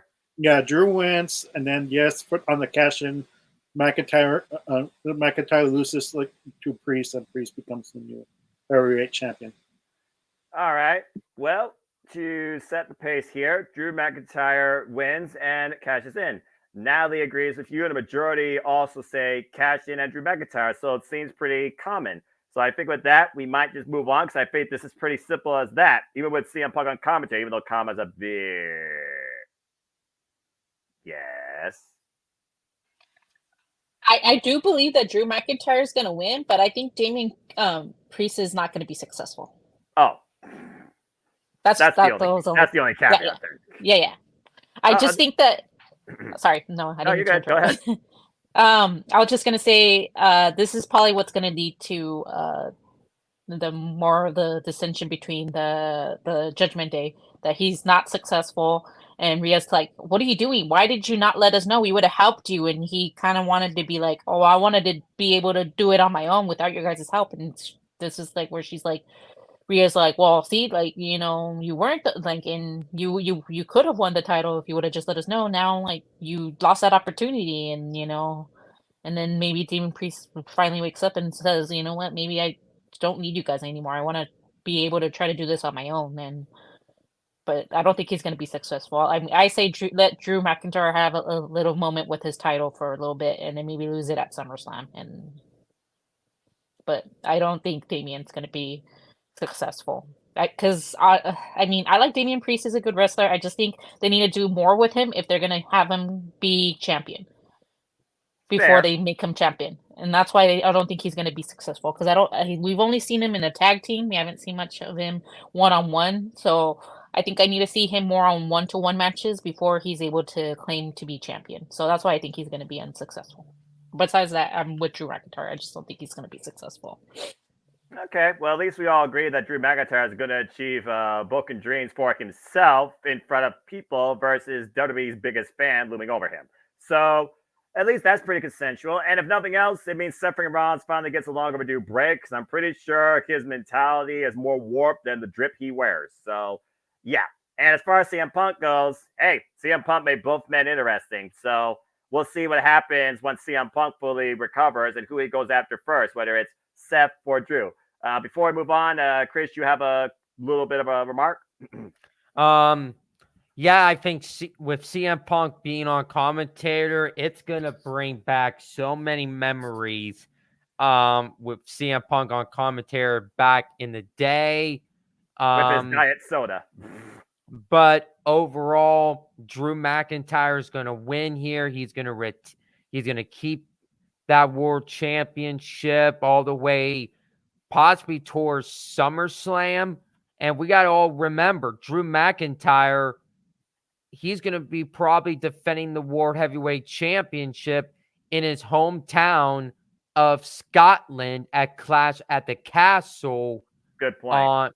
On June 15th. So that's be a nice homecoming for Drew McIntyre to take that World Championship into his hometown. As far as Damian Priest goes, I think he catches in at WrestleMania, but I don't think he's cashing in on the World Heavyweight Championship. And I'll save that towards the end of, I'll save it later.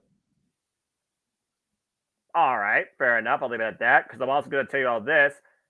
TikTok, he has to Money in the Bank, and you guys realize Money in the Bank is before SummerSlam, right? Otherwise, he might be the first guy to never cash in for the year and fail to actually win with it.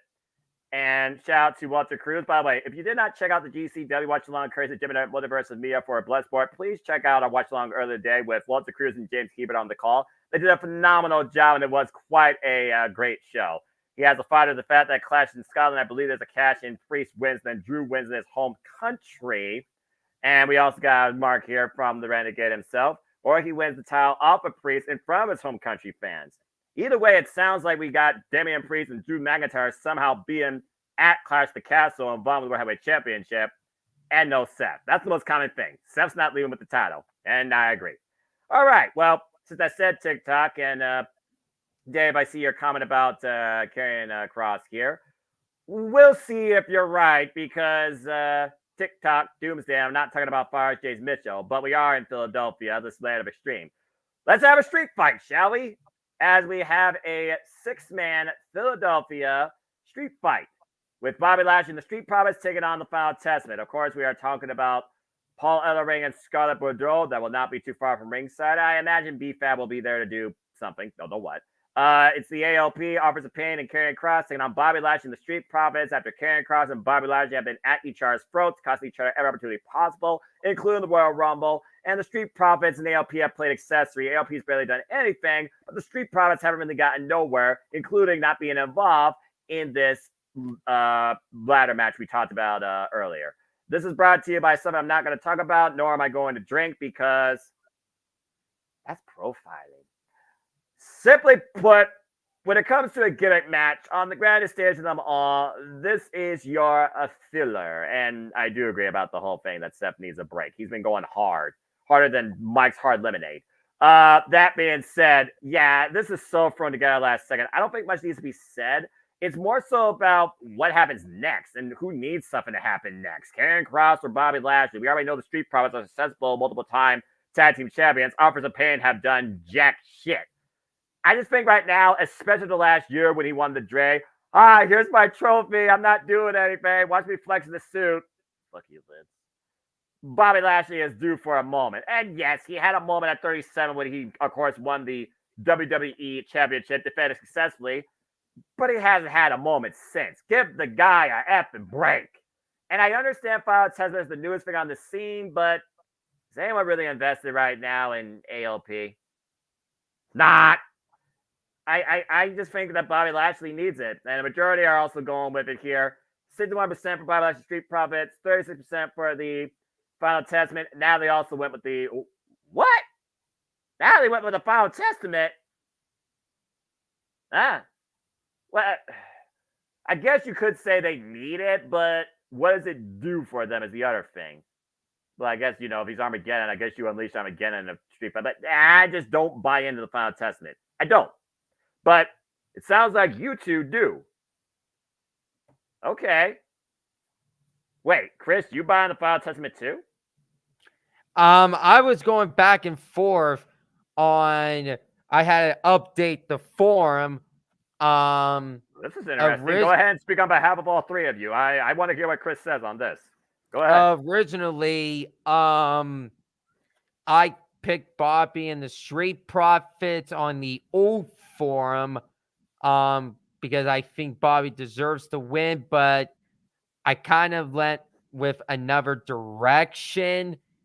And the Final Testament, they deserve to have a big moment here at WrestleMania. This is Karrion Kross's first WrestleMania match. So okay, I approve of that. And I just have a gut feeling Scarlett, Paul Ellering, they're all gonna get involved. I know B-Fab is gonna get involved. But I just think that Karrion Kross and the Final Testament, they're going to take the wins here, and that's going to set the pace. We already have a heel world champion. You guys set at the pace for another heel to win a match at WrestleMania. So I think the Final Testament gets it done, and they can go on to bigger and better things. All right. Even though Jada says nobody cares about Taka, Razor, the ALP. I will say this now that I just think about it, because me and my ATW crew, if y'all haven't not watched the Bray Wyatt documentary Becoming Immortal in full, I encourage you to want to watch it, and please check out the review courtesy of Cassidy 18 Studios by our own renegade JJ Williams. Let's just say that something that was due for Bobby Lashley but can't happen still actually might happen. And there's a tiny, tiny bit of suspension of disbelief within me that almost might make me change my pick before 6 p.m. EST. But for now, I'm still going with the Street Profits and Bobby Lashley. It just feels like, hey, villain overcomes the freaking, the hero overcomes the villains, you know? So, all right, but we'll see. All right, well, interesting. Got more conversation out of that than we thought. And here I thought we were going to talk a lot. But, hey, yes, Emmanuel, I see your hand up. Yeah, right now, like for me, the Final Testament needs a bit more, because if they lose, they're dead. They're basically dead. Like I know, like Bobby Lashley and the Street Profit really need to win, but let's face it, they're still going to be cheered even with a loss. Like for me, like the bigger picture is Karrion Kross trying to hold the title. I mean, that's why AOP is with them, and try to be like kind of like a Bloodline 2.0 type of gimmick, you know, trying to run SmackDown. And like let's face back, like what's like the biggest question of the week is what happens when Cody wins the title? Well, he needs to have heel opponents, and right now the Final Testament needs to pick up wins, rack up wins, and destroy the SmackDown, and that the compelling story, Karrion Kross versus Cody Rhodes in the future. That's the future plans I believe they might have, because right now, SmackDown, like we need to pass through the Bloodline and for him to face somebody else, and the Final Testament gain this victory and gain momentum and keep building up wins, cleanly. They'll be fine. If not, this Karrion Kross needs to have the future endeavors with the AOP. Scarlett, sadly, is going to join with them, because what do you do with her if you're not having your fight? So so they're a combined package, so it'll make more sense for them to. Like I said, there may be a revelation for me regarding this match before the deadline, but it's still very much up in the air. And I think, just to be fair, because you all seem to have a very interesting argument for Final Testament, Arlene, do you have any further thoughts regarding what Emmanuel said add on, or did he basically talk about what you were going to talk about here, that it's pretty much do or die for Final Testament? Maybe the scales of judgment right now literally are like, you win, you can be something. You lose, you're basically banished to Dante's Inferno. Yeah, basically what my brother said is what I was gonna say, which is basically they need to win more. The Street Profits and Bobby Lashley could take the hit, and then have them just end the storyline with them and have them go towards another team and start building them up and stuff. Because once the Bloodline, oh, I'll do you. There you go. So, With sign language. yeah, I understood his, but yeah, I think they need it more, and they need to be built up for people to believe, because this is the third chance that Karrion Kross has. So if they lose, that's it. What are they gonna do with Karrion Kross after this? So I mean, he needs it. So, but that's basically the only reason why I'm going for them, is because they need to win more. Street Profits and Bobby Lashley will not get hurt. That's not going to hurt their image with the fans. The fans are going to still cheer them regardless. So. And they also are the established act, why this act is trying to be established. So that's fair. And also, I think people would have an aneurysm if Scarlett Bordeaux is no longer on their screens, for reasons. All right. Well, fair argument. Y'all talked a bit, but let him talk to ya. You remember this puzzle from Haunted Hangman, I'm sure. Let's go ahead and talk about this match as we have the phenomenal AJ Styles taking on in his WrestleMania debut. Say it with me. LA Knight. Night. Yeah. Yeah. Well done, everybody. 1-on-1 at WrestleMania 40 for the first time ever. LA Knight's WrestleMania debut, and this match is brought to you by Slim Jim. AJ Styles, of course, has been on a bitter tear against the megastar ever since LA Knight took his opportunity, arguably, for the WWE Universal Undisputed Championship. There's a mouthful for you. Back at Crown Jewel, after AJ Styles was taken out backstage by Solo Sikoa with a splash. But since then, since AJ's return, and LA Knight has had the rocket strapped to him, but all barred this gravy train, AJ's had enough of it, taking him out every chance he can. These two cost each other the Royal Rumble, and AJ cost LA Knight at the Elimination Chamber for a chance to be part of the World Championship picture. And since then, these two have been charged crosshairs to the point that LA Knight has attacked AJ Styles at his front lawn. So now these two are finally going to go head-to-head for the first time in WWE one-on-one. And according to what JJ provided, it very well may not be the opener, but arguably, I thought so too, Walter. But again, you and Big G and Cindy will be there live. Have a safe and wonderful time. So, Emmanuel, talk to us, bruv, and call people that are dummies. Yeah, if they disagree with you, who you got winning here? AJ Styles, who apparently will have a new tune to go with his attitude, or do you still go along with everybody saying LA Night. Yeah. Yeah. Go ahead, Emmanuel. I mean, like, this is a. I messed up your name, Chris. Don't worry, I'll fix it. Yeah. Basically, this is a WrestleMania showcase for LA Knight. I mean, like, AJ Styles, has done everything in the WWE, basically. Like, he's a veteran. He knows how to make wrestlers look good. I know it's unfortunate because AJ Styles keeps losing and losing. But this is like a storyline that LA Knight has to win. I mean, like, if you're not going to push the guy, I mean, like, what are you doing with them? Like, what are you doing in life, WWE? I mean, can you, like, they originally thought that it was just a face. Like, oh, it will go away, the LA Knight champ, but it keeps going and going. So they, like yeah, it'll be stupid. Yeah. WrestleMania 34, don't need to run that back 3 times over. Yeah, that'll be a stupid ending. Booking decision that goes slow blows, but it feels like this rivalry needs to be like a street fight or something like that, like a gimmick match, because you could see the hatred between those two, and AJ keeps dodging him, but like it feels like you want LA Knight to destroy him and make it like. Be satisfied with it, but if the only way I could see AJ Styles winning if LA Knight gets disqualified, but I think that's not the case. Like, LA Knight needs to win.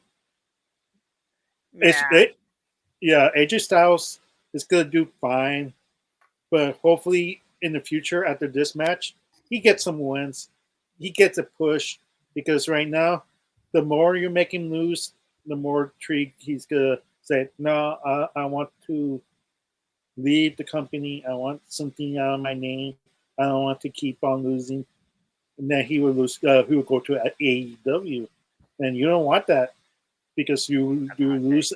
It is a hot take, but that's reality, because most of the Bullet Club are AEW, unfortunately, and it's one of those things like, what do you do with AJ Styles? So you have to build him up. You just make him heel. There's a possible Cody Rhodes matchup in the future as well. So this is basically a reset for SmackDown to have more heels to go over the babyface, because right now there's no viable contender for Cody Rhodes if he wins against Roman Reigns. And this is the opportunity for them to do that. So. Well, I'll tell you this, 97% agree with you, and I agree with you too. And so does Natalie. Pretty much everybody right now are saying that LA Knight gets his WrestleMania moment. And to your point, LA Knight and AJ Styles, they aren't young stallions, but they are thoroughbreds of the game. But AJ Styles has already been to that dance multiple times, and he's been at the top. I mean, again, we are talking about 34. He won that night, came in as the WWE champion. Jason and I brought a little blow to him, and then we had that saga that went on way too long than needed with the same thing. I don't think they would do the same approach here, but I also don't think this will be a one-up. I think they are building something strong out of this. Hell, AJ Styles right now is doing more work than the entire OC combined. Meacham and freaking Goodbar is not even a part of WrestleMania weekend. Just saying. So I think it's a safe bet that everybody here is saying that LA Knight, yeah, is going to win. But Chris, you have a comment before I move on? Because I think this match is pretty simple.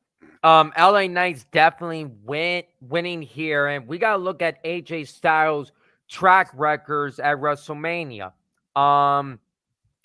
He lost at 32 against Y2J Chris Jericho. Correct. He won against Shane McMahon. He won to Shinsuke Nakamura. Yes. He won at 35 against Randy Orton. Yes. He lost to possibly the greatest of all time, The Undertaker. Yes. 37, he was in a tag team and he won the tag team championships. Yes. Then he lost to Adam Copeland at WrestleMania 38. He wasn't a part of 39, and now he's a part of WrestleMania 40. But LA Knight's going to win. And if you want a hot take, I wouldn't mind if WWE and TNA been working on a collab, if they could bring over his Evil Way theme song from TNA to really pursue this new AJ Styles character. Yeah. I would love to see that. I think that would make the most sense. It reminds me when he came back to TNA and he decked James Storm, and then you had that great match with Kurt Angle. I think that's the way they're going, but the bottom line, don't trust Def Rebel to define the Phenomenal One. I'm just saying. Yes, Arlene, I saw your hand up, by the way, before we move on. What do you want to add to the conversation? I was just going to say, I agree with my brother. I'm surprised this isn't like a backstage matchup, you know, like backstage it's brawl sponsored by Slim Jim. Did they ever find that car that they that they stole? Because I mean, that would have been a perfect opportunity to show the car. I'm just saying. Maybe LA Knight rides up in it. Yeah, like you know, like that's a perfect product placement right there. Like if you go in the backstage, yeah, like Logan Paul's gonna have his prime thingy right there on the ring. Why can't Slim Jim? Like, what if LA Knight hits him over the head with like a box of Slim Jims? Hello, money, people, money. I'm just saying. That's all I had to say. But yeah, I think LA Knight's gonna win this. But I just had to say, I agree with my brother. They missed the opportunity to, you know. Product placement. Product placement right there. Someone hire Arlene for WWE's marketing department. She got Slim Jims and Prime in a single conversation. Okay. Well, anyway, moving on. Let's go ahead and briefly talk about, because I think this also is a no-brainer, and this match is brought to you by Prime. I've never had Prime, but y'all sway me. I'll go pick up a couple of bottles tomorrow, some Slim Jims and Snickers while I'm out for WrestleMania weekend. Let's see what the hell this shit's worth. Let's also see what the the WWE United States Championship's worth, as the Maverick Logan Paul defends the gold against the Viper Randy Orton and Kevin Owens. Of course, he and Kevin Owens, they fought for this title at the Royal Rumble, and Kevin Owens got disqualified using his knuckle duster to knock Logan Paul out, which I'm sure made a ton of people happy, but it meant Logan Paul retained the title. As Kevin Owens and Randy Orton both had a chance to be part of the World Championship picture, and Kevin Owens had a chance to bludgeon Logan Paul in and out of the Elimination Chamber, including his own pod. Kevin Owens was eliminated, but Randy Orton was the one that eliminated Logan Paul with an RKO out of nowhere, and then Logan Paul gained consciousness to knock him out, which allowed Drew McIntyre to get the win. So we have this triple threat made after Kevin Owens and Randy Orton have kind of formed this, I would say, nice little tag team, but it's a common enemy. But every time, what do I say about triple threats? You have buffer, you have fault person, you have continuation. Kevin Owens already had a chance at the title. Randy Orton has been the United States champion, so has Kevin Owens. Logan Paul, though, represents marketing, product placement, brought to you by Prime, and who knows what other impulsive nonsense with from holding this championship. And because of all that, I think it's safe to say that Logan Paul retains. And a majority are going with me. It looks like it's 55%, but what's interesting here, almost kind of split Randy Orton and Kevin Owens, but more people are actually going with Randy to be a better candidate if he was to win this versus Kevin Owens. I guess it would be interesting to see Logan Paul go up against the 14-time world champion, but that's a whole different story. Natalie, though, is going with Randy Orton, so she's part of one of those 2/3. But I think it's safe to say that we all here think that the Maverick's going to drink a prime before and after the match with the United States Championship still pretty much part of him. Yes, Chris, you have a thought. I got Logan Paul winning. I did saw on social media, so I don't know how believable or what. Don't trust social media. That's all I gotta say about that. So go ahead. That a big prime, I think, car or truck. I think Logan Paul's gonna make his grand entrance with that. And I think KSI is definitely gonna possibly be at WrestleMania again.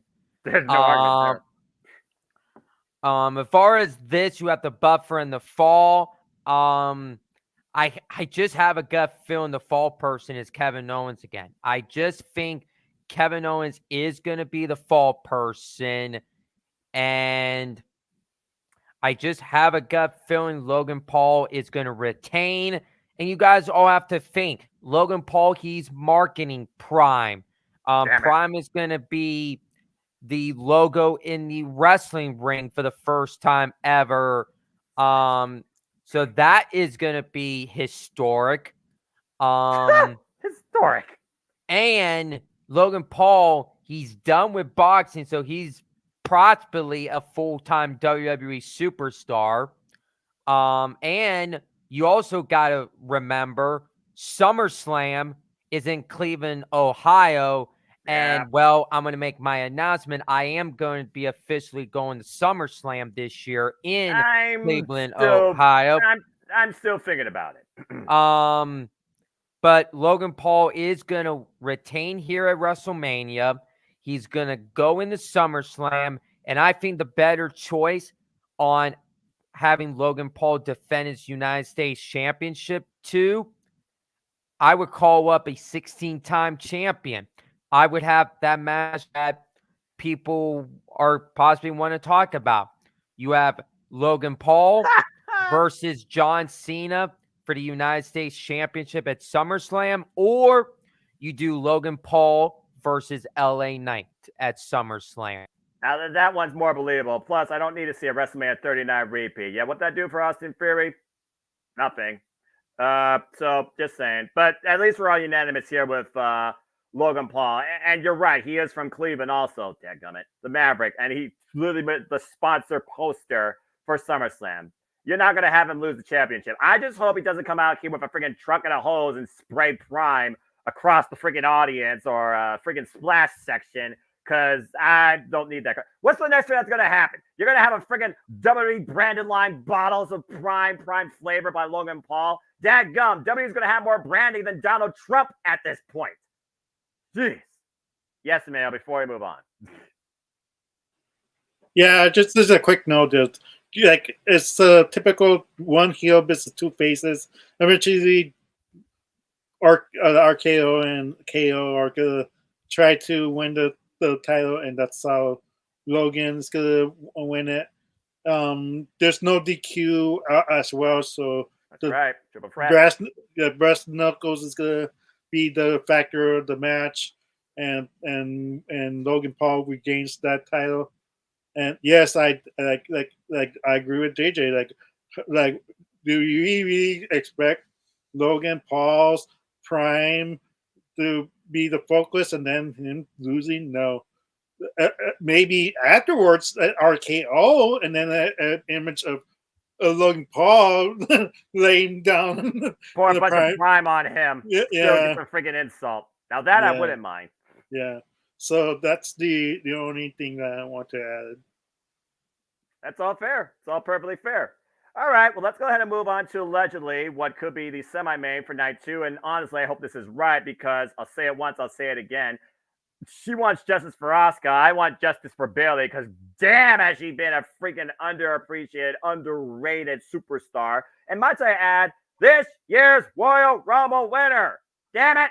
Anyway, it's for the WWE Women's Championship on WrestleMania Sunday as Io Sky defends the gold she's held since SummerSlam against Bayley, both former members of Damage Control, inaugural members of Damage Control all the way back at SummerSlam 2 years ago. But after Bayley heard what the Japanese triad along with Dakota Kai have become and been saying behind her back, we're finally drawing that line, tolling it between heel face, she's a tweener. But also, Bayley has not had a realistic WrestleMania moment since 33, if y'all remember that. I don't count 36. That being said, we talk about WrestleMania, talk about finishing stories, talk about happy endings, you talk about moments. If this is the semi-main, it does rattle my brain. But looking at just the match alone, because I don't know where it's going to be on the card, I think I know what I'm going to go with. But this is women's professional wrestling. Damn it. And Arlene is the woman of WWE social media. I have respect next to Natalie and Dory Lou. And shout out to the women of the multiverse. Also, Cece, hope you're taking care of it too. So, Arlene, this is all on you.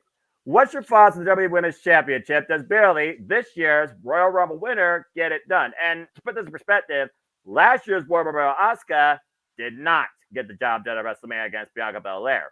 Do we break that, or does that kind of continue here? Does Bayley get a WrestleMania moment, or is Io Sky right now somebody that you just don't mess with and leads by example for Damage Control, considering what we thought about night 1? Although you were adamant that justice for Asuka. So in your heart, you got Damage Control going 2-0, 1-on-1, 0-2. What happens to Bayley? It's all on you. I honestly, with this storyline, I feel like it's been a miss for me, honestly. Accurate. I feel like, honestly, Io's like, and Dakota's reasoning for kicking Bayley out, like, hello, she helped you retain that title. That it blows my mind. Well, she was holding us down. She helped you retain it. Honestly, like, I know Io Sky is more capable of doing things on her own, and even with this like Damage Control thingy, you know, and stuff. But like, they're letting her speak Japanese right now. I feel like Damage Control, like I said earlier, needs it more than Bayley does, in my honest opinion. Because, like I said, they just started letting her speak Japanese, and it's like, it's more intriguing because they're like, you're trying to figure out like, what is she like saying, and like, like, but does Bayley need it yet? Like, Bayley, to me, in my honest opinion, like, should win it, but I think Damage Control and Io Sky needs it more. Even though, honestly, Io Sky's reign, like, if Io loses, honestly, I wouldn't really care. Her title reign has been so boring. And she's more capable of the storyline that they've given her than they give her credit for, in my honest opinion. Like, her, like, it's just, like, if they're gonna give it to Bayley, please make it more exciting. Like, in all honesty, it's just, yeah, exactly, like JJ's saying. That they're the only, like, that's why I don't understand why they, like, kicked her out. Like, seriously? No one would be, you wouldn't even be back if she hadn't brought you guys back in. Like, so to me, it's like, this storyline just doesn't make sense. Accurate. Like, they should have, like, started having, as soon as she won, WrestleMania, Triple H should have just jumped on that ship and let her do, like, Io Sky had done her own thing and speak Japanese sooner. Right now that she's doing that and she loses a title, it's like, I feel like then she's gonna lose momentum because then all this is, like, for nothing. That's why I feel like Damage Control needs it more. They're letting them do their own thing, letting them be their own persona, and for them to lose twice, it doesn't make sense. Yes, Bayley deserves it because she, I'm sorry. You're fine. I'm choking on my own saliva. But like she basically carried the women's division during COVID, and that's why, you know, if she wins, good for her. But and hopefully she makes it more relevant, the title, than it is right now. Because honestly, Io's run is boring to me. And if Io retains, they need to make it more exciting for her and take advantage of what they have right now. Because to me, honestly, her reign's like not doing it for me. And if they take away that title, I'm honestly gonna be okay with that. Because honestly, like if they're not gonna do anything with Io Sky with this thing with her doing her vignettes in Japanese, then you know what? It's not for me. It's a But lost cause. so yeah, it's a lost cause basically, like you said. So I feel like they are gonna give it to Bailey, but I think Damage Control needs both of these wins to establish them dominant team. And then next WrestleMania, you have Bianca Belair or whoever team up, and poor Asuka again is gonna take the pin. But I'm probably calling it again. And then when they win the titles from the Kabuki Warriors, again. Well, again, it's all about that translation to the audience. And while you're trying to be, you know, culturally inclusive, Japanese just doesn't connect in WWE with the WWE mainstream audience of this generation. It just doesn't work. So Yeah, at the end of the day, it just feels like, you know, almost like a known factor. And plus, I think Bailey is kind of overdue for it. If not, it's her last chance. So I think it's safe and unanimous that why you bring logic and context to you're trying to build something creative here. You gotta freaking, you know, go along with it to actually make something happen with it. If you can't make a wheel work as a square, as a triangle, as a freaking octagon, it's a circle for a reason. I gotta go with Bailey. In fact, 97% are going with Bailey, including Natalie. Does anyone have a comment before we go back to Arlene, who has something else to add? Chris is also Bailey. Emmanuel, are you saying Io Sky? What? Okay, go ahead. Speak your piece. Let Arlene finish her thought before I go. Okay, that's fair. Oh, the legitimate. Go ahead, Arlene. I was just gonna say, I mean, I get your point, Noah, that you know a lot of like American audiences are not, you know, like don't like the fact that they have to read like the Japanese thingy. Then they don't do it. They don't do it. If it's not gonna capture the audience attention, if it didn't work with Nakamura, then don't do it with Damage Control. That's all I have to say about that. Like if it's not, if people are not liking that, then don't let them do it, because if like then you're just wasting their time, you know. Exactly. So if it's not working, then don't let them do it. Like, hey, it's not working, we're just gonna stop. But they did it with Nakamura. Now they're doing it with Damage Control. It's like, if it wasn't working with him, what makes you think it's gonna work with these women? So it's like, then don't do it if it's not working. And I'm sorry, like a lot of people need to start picking up on other languages. Like, you know, like Bailey was smart enough to, you know, like I'm gonna start picking up on Japanese. You know, like a lot of like people that go to different countries get mad that they don't like speak English, but you know, maybe we should start learning other languages too. It's not all just about English, but that's just my opinion. Hi, I approve. And there's a reason Rosetta Stone exists as well as Google Translate. But again, you're asking people to put effort into something when we are such a consent society to rely on the known versus explore the unknown. You can lead a horse to water, but you can't make it drink. Emmanuel, I know that you had a fun. I think I saw your finger, and I acknowledge that, Chris. You'll finish this thing out. But Emmanuel, go ahead. Yeah, the reason why I think Io will win it, because Bailey's run has been flat. Don't get me wrong; it's been boring. Ever since the Damage Control attack, you know, Bailey, you would think automatically, you know, she would get new music, new attire, but no, it's the same heel music, ironically, and that's what's killing me inside. Like I just not feeling it. I don't know if she's in the doghouse because she supported her friend Mercedes in the AEW, and that's why the the lack of the push of. I get it. It's true. It's true. You know, But we I know also get how. what you're saying too. Yeah, that's the WWE thing. Like we know how it runs things. Like if you support somebody, like you need to, be barred down. Like you're being punished for something. And right now, EO feels more compelling right now in the long term. For me, it will make more sense if it's Jade who did Thrones EO, and because we're trying to establish a new person who can base off damage control, and she and very well dominate all three ladies during that Friday segment. And who to say that like Bianca couldn't do it herself, but what if Jade could do that all by herself, keeping all four?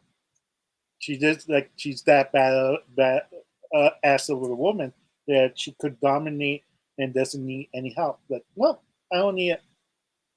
I could do it on my own, and that will make JJ, very happy that she finally has a woman's title that she's the face of and dominating the SmackDown right now. Because right now, if Bayley wins, then they're gonna continue the story with the damage control. But what's next for her? Like, there's no really heels per se in the SmackDown side. Surprisingly, like if you think about it, Bianca, babyface, Naomi, babyface, Mention, babyface. Like, what's next for Bayley? Like she that's the problem with the Bayley right now because she's a tweener. Like it's not working for me. It's not compelling for me.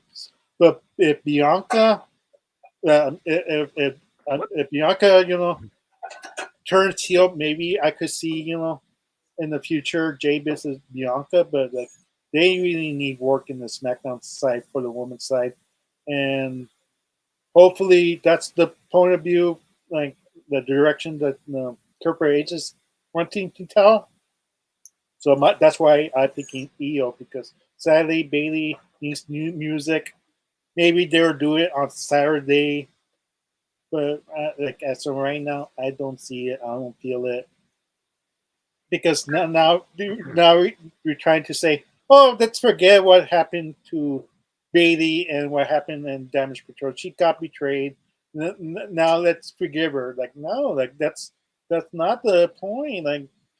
Like she's a selfish person. She wants to get that title back, even if it's against her bellies. That was the point of view that everybody was saying during when she won the Royal Rumble. Like she needs to betray her friends, but no, it was her friends that betrayed her.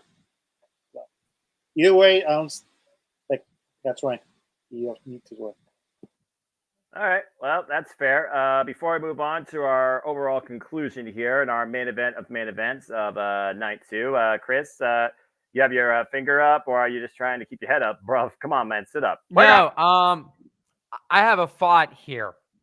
You do. I have Bayley winning Sunday night because she ultimately deserves it. She hasn't been champion. She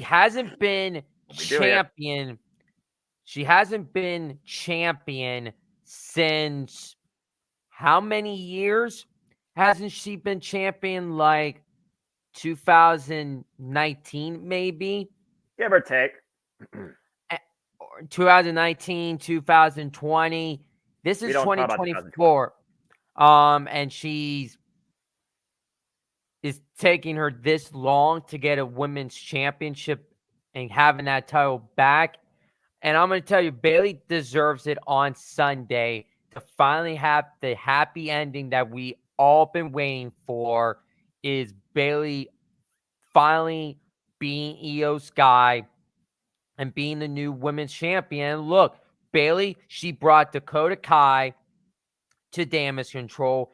Thank you, Paul Triple H Javek. You did an amazing job bringing Dakota Kai back, and she deserves that props. And Bailey also brought Io Sky to Damage Control. And now look, SummerSlam last year, Bailey helped Io Sky cash in the Money in the Bank contract to be the women's champion. And now look at it. It's all culminating at WrestleMania with Io and Bailey. Sally, I wish Dakota Kai would have been in this match to make it a Damage Control triple threat, but we might get that down the road. Maybe SummerSlam, we could see it.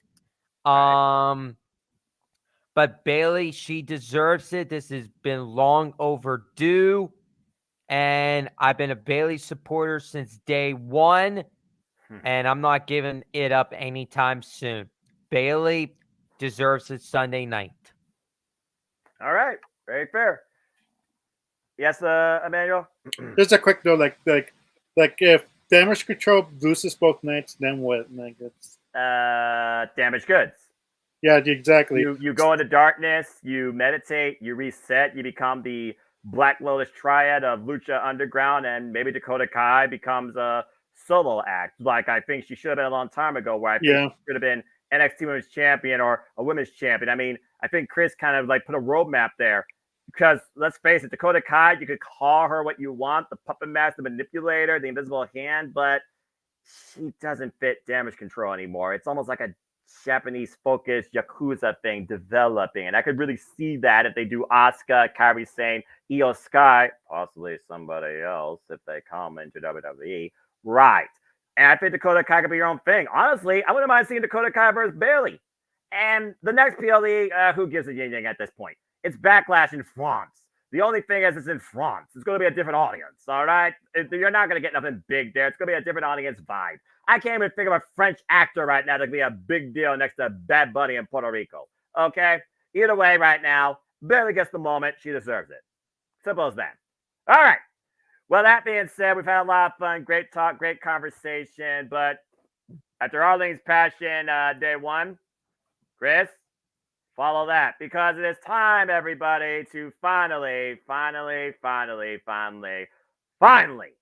try to fucking finish the story. And it's our main event.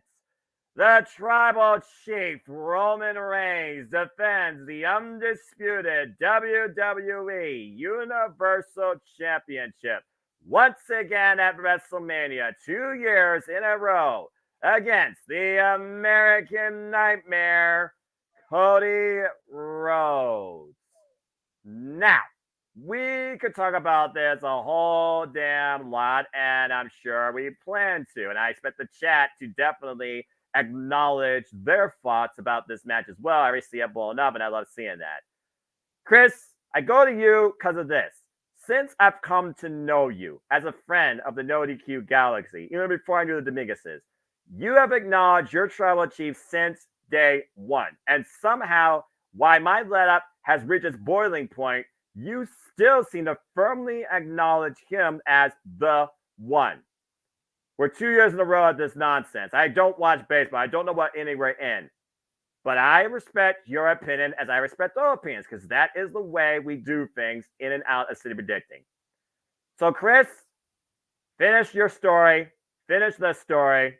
Who leaves the WWE Undisputed Universal Champion?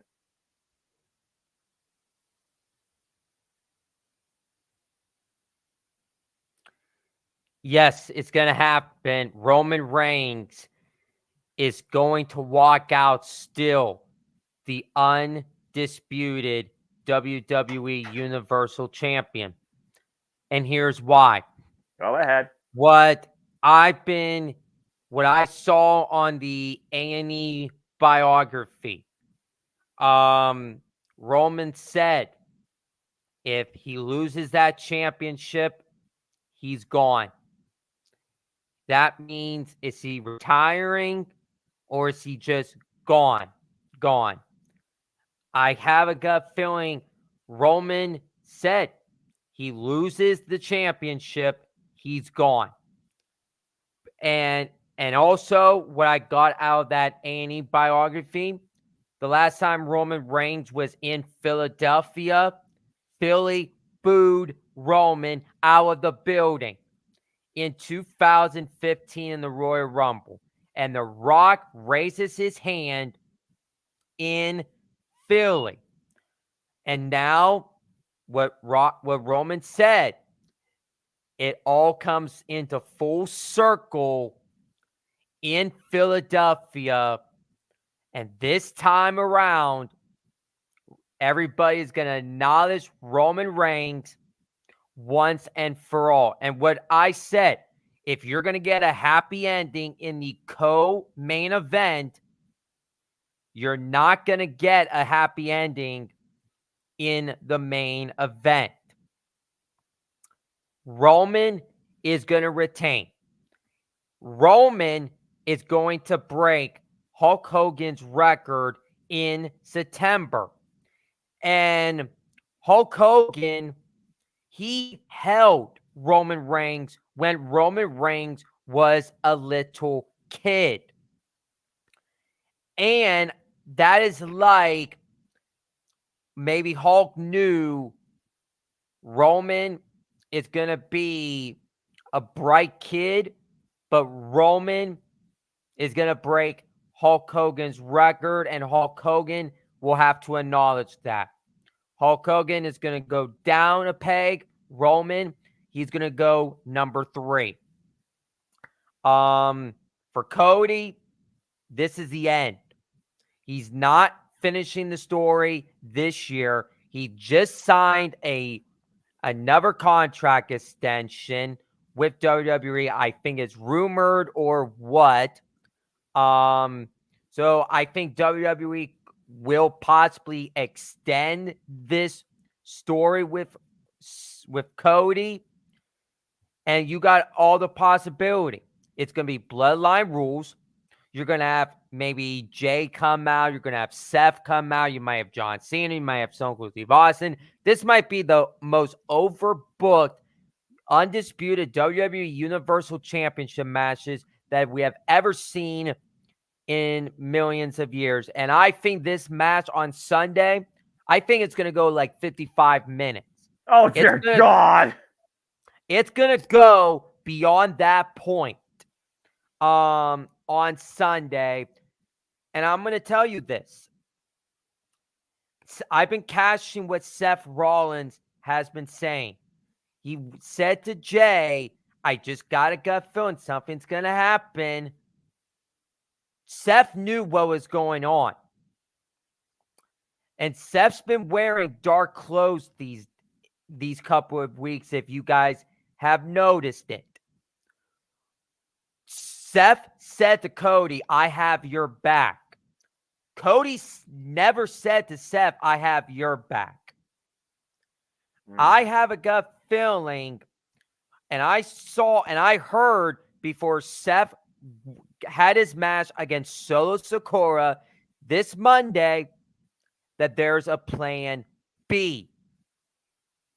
There's always a plan B with Seth freaking Rollins, and that's why you can't trust Seth freaking Rollins. I've been saying it to a couple of my buddies, and they don't believe me, but I have to believe them. I see Drew McIntyre maybe costing Cody this match because Drew McIntyre was talking to Paul Heyman when I was seeing Miz R-Truth backstage segment. Jey Uso could cost Cody Rhodes because of Roman Reigns' new hoodie saying family above all shirt. Jey Uso is more than welcome to come back in the family. Or Seth freaking Rollins. I think Seth is the ultimate snake of them all. I think Seth is going to be the one costing Cody Rhodes this Sunday at WrestleMania. And Seth is going to be upset that they lost the tag titles. Not the tag titles. I botched that. Sorry about that. Lost the tag team match. He lost his world champion. Seth is going to go ballistic. But what Seth said to Cody about I'll be your shield, Seth and Roman are like tight in a way. This Sunday night, Philly is going to acknowledge Roman Reigns once and for all. Cody's story is going to be finished. He's going to finish that story someday, but Cody should just pick Seth, and we would have got Roman and The Rock, because Seth Rollins' championship is secondary right now. It's secondary. And Seth is upset. And Seth is going to blame Cody for everything. This Sunday, Roman wins. Everybody's going to acknowledge Roman Reigns as their tribal chief, as the head of the table, as God mode himself. Rock Roman will happen at WrestleMania next year for the undisputed WWE Universal Championship. And that is how you end the biggest WrestleMania of all time. Well then, it probably don't surprise you, Chris, but you're in the minority because I think you have had enough of this stranglehold on the WWE Universal Championship. But thank you for your story. 76.5% actually did go with Cody Rhodes. Natalie, though, apparently acknowledges the tribal chief like you. She also picked Roman Reigns. I did not. Emmanuel, Arlene, you were both at WrestleMania last year. And Arlene, I already saw your passion for night one regarding the bloodline and making something seem realistic in storytelling. So that being said, I want to see your passion come out here for this cause and effect to what you said night one. So I'm going to start with your brother next. So Emmanuel, how do you finish the story for night 2, WrestleMania 40, with Roman Reigns and Cody Rhodes too? Yeah, right now, like, Cody needs to win this because I'm not like it's not about me being a Cody fan. It's past that. Like, it's not. I'm not trying to say, oh, I'm a Cody crybaby. That's not the case. It's like Roman Reigns has done everything. Who else is who's realistically going to dethrone him? I don't see nobody. And right now, I agree with my sister Arlene with the Money in the Bank. With if Cody wins the Money in the Bank, it's the story of the boy who cried wolf. There's a wolf. There's a wolf. You go. Nothing. There's a wolf. There's a wolf. Nothing. This is a 9-2 loss for Cody Rhodes. Hey, he finally won it. Nobody's going to care. No one's going to care. It's the worst booking decision of Triple H life to think or even say Roman Reigns is going to win this just to pass another milestone of Hogan when Roman Reigns has not even been active. It'll be the biggest travesty of Hogan, who defended each and every night, every Sunday, and then every pay-per-view for years. Like, how many defenses did Hulk Hogan have? I don't know the number, but it's more than Roman Reigns. And to say that Roman Reigns passes Hogan, it'd be disgusting. It would be cheap. For what? I mean, like, there's no reason for that. Roman Reigns has proven the point. I mean, like, who else is left? Just Rock? Even then, Rock is going to lose. He's not going to be a full-timer. There's no NXT star who's believable to defeat Roman Reigns. Nobody in the roster. You can name them all.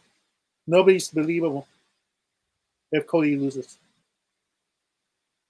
Simple as that. I mean, like what else can you do with Roman Reigns? It's time to pass the torch. I get it. In the documentary, he said, "What's else left for him to do? There's nothing much else you could do with Roman Reigns. He's a part-timer. He'll be there if he really loves the industry. He'll be there just like John Cena once in a while. But if he says he's done, then he really didn't love the business. It's not in his blood because he doesn't care. For me, there's more story, more compelling story of what's next for Cody Rhodes in story.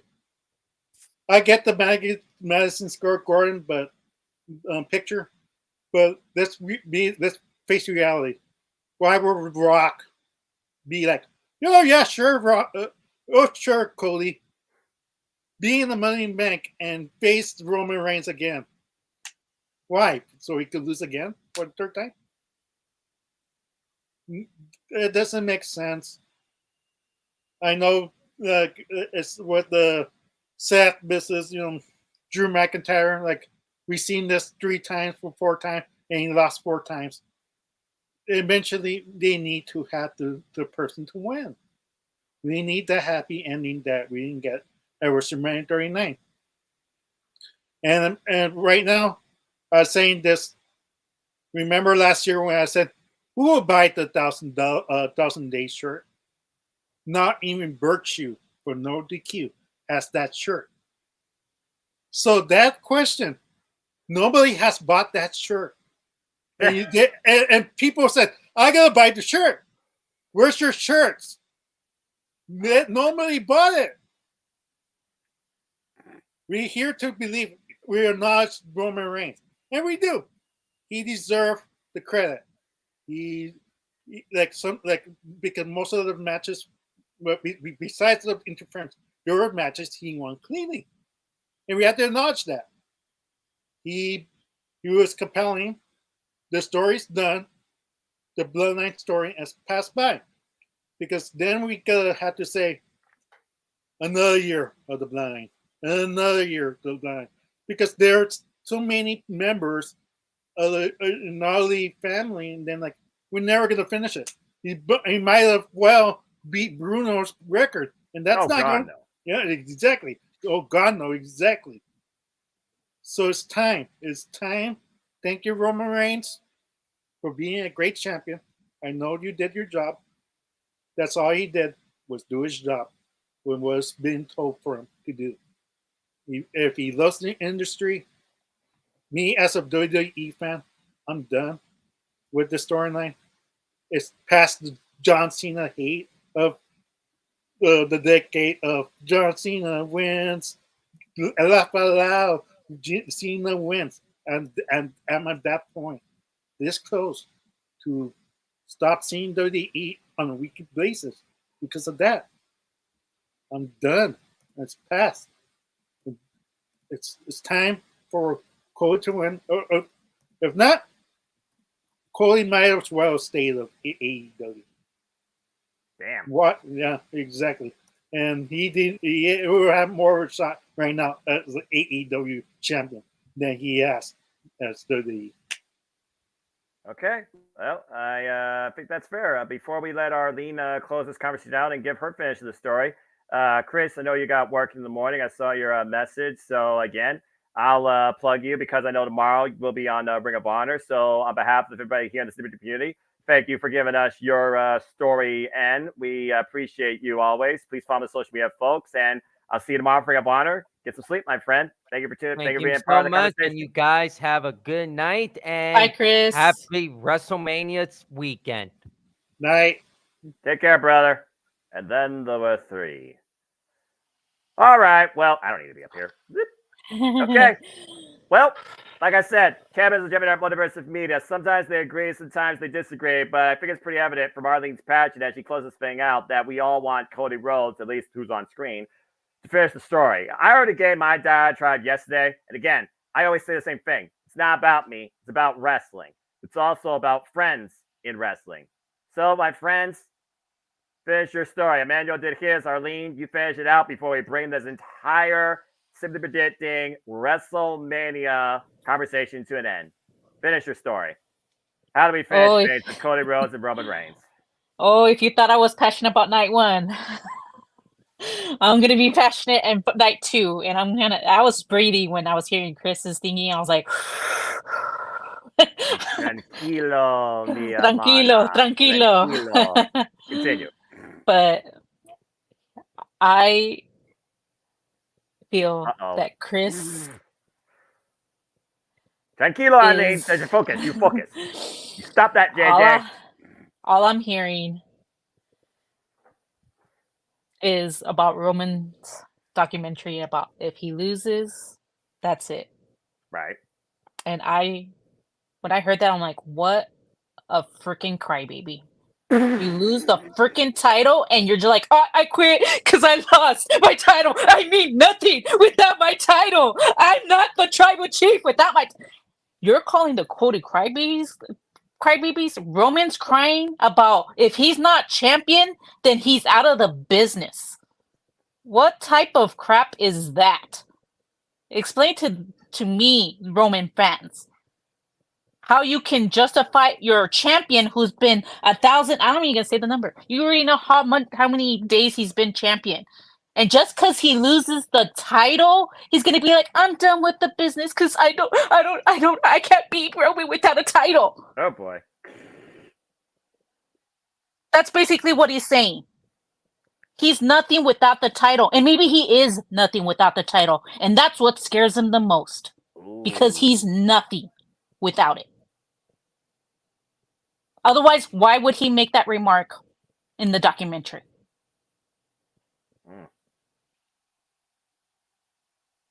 What is he without the title? I leave that question to you, to the predicted community, if you're still in the chat. Is if he's still head of the table, what if Rock takes that away from him too? Isn't that what Cody said? He was going to take everything from Roman. Yes. He got the title taken away from him. Rock, when that match happens, takes the head of the table away from him. He's nothing. Absolutely nothing. And you know why? As much as I want Cody to win this, I feel like they're going to give it to Roman. You know why? Because they're that desperate for him to beat Hogan that they might just give it to Roman. Well, they say records are meant to be broken, but how many records do you need to break before you finally keep one on the shelf? And like I said, JJ, you said Roman is not in the position to tell him that, you know what, you can't challenge for my title. But you know who is in that position to make that decision? Someone that's on the board. The Rock can make that decision. You want a Roman versus Rock match? The only way you're going to get that match is if Cody doesn't go after the title. Otherwise, I'm out. If Rock's smart enough, he'd be like, you guys want money? You want Rock versus me? Rock versus Roman? The only way I'm going to give you that match is if it's a guarantee that Cody doesn't go after this title anymore. He's had his chance. They want the money? Guess what TKO is going to say? No, you're right. We want the money. So, sorry, Cody. You don't get that title at Madison Square Garden. You can go for any other title. And maybe this is the road that's going to lead them there. Let's say Seth turns on Cody. Then Cody's going to go after Seth, and then he's going to get that title that Seth lost.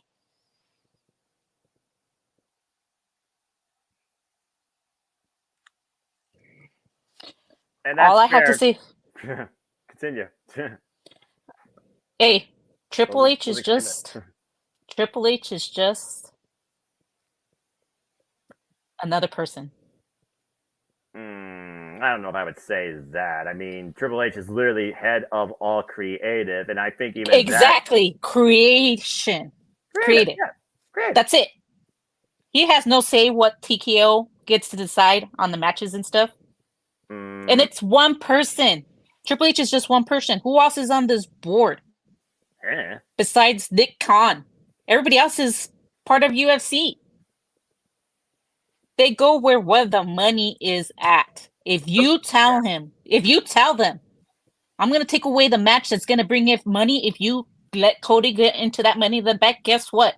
They don't want to lose that money. Let's be realistic. That's why Cody has to win this. Because I believe The Rock when he says, that's it. You get this one chance and that's it. You're done. You don't get another opportunity. And that's how it should be. I don't even see Cody even wanting to win Money in the Bank. Because even he said, if I lose the match, I'm done. Like, all of this was for nothing. It means nothing now. Like my brother said, you already lost twice. Money in the Bank, he wins. We already know what title he's going for. Where's the excitement in that? No one's gonna care. I actually went to look in my calendar to see when was this Friday the 13th JJ's predicting for him to cash in. In September. Yeah. You'd be lucky to see Roman 2 times after WrestleMania. Honestly, to me, there has to be meaning to what Roman said. And I think he's right. He loses the title to whoever he loses to. Where does that leave Roman?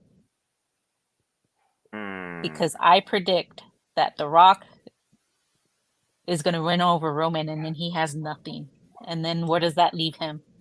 With nothing. And that's what he's scared of. Because if he doesn't have the title, what is he? Nothing. Well then. And in this match, I feel like it's going to be bloodline rules. Like I said, I don't think it's going to be believable to me. It needs to be a one-on-one match where Rock keeps his word. Like I said, I believe what The Rock says. You have my word, no one's going to interfere. And this is a way you can do that. That if he sees someone from the bloodline like Solo Sikoa or Jimmy, he knocks him down and Roman's like, what are you doing? No, I meant it when I said it's one-on-one.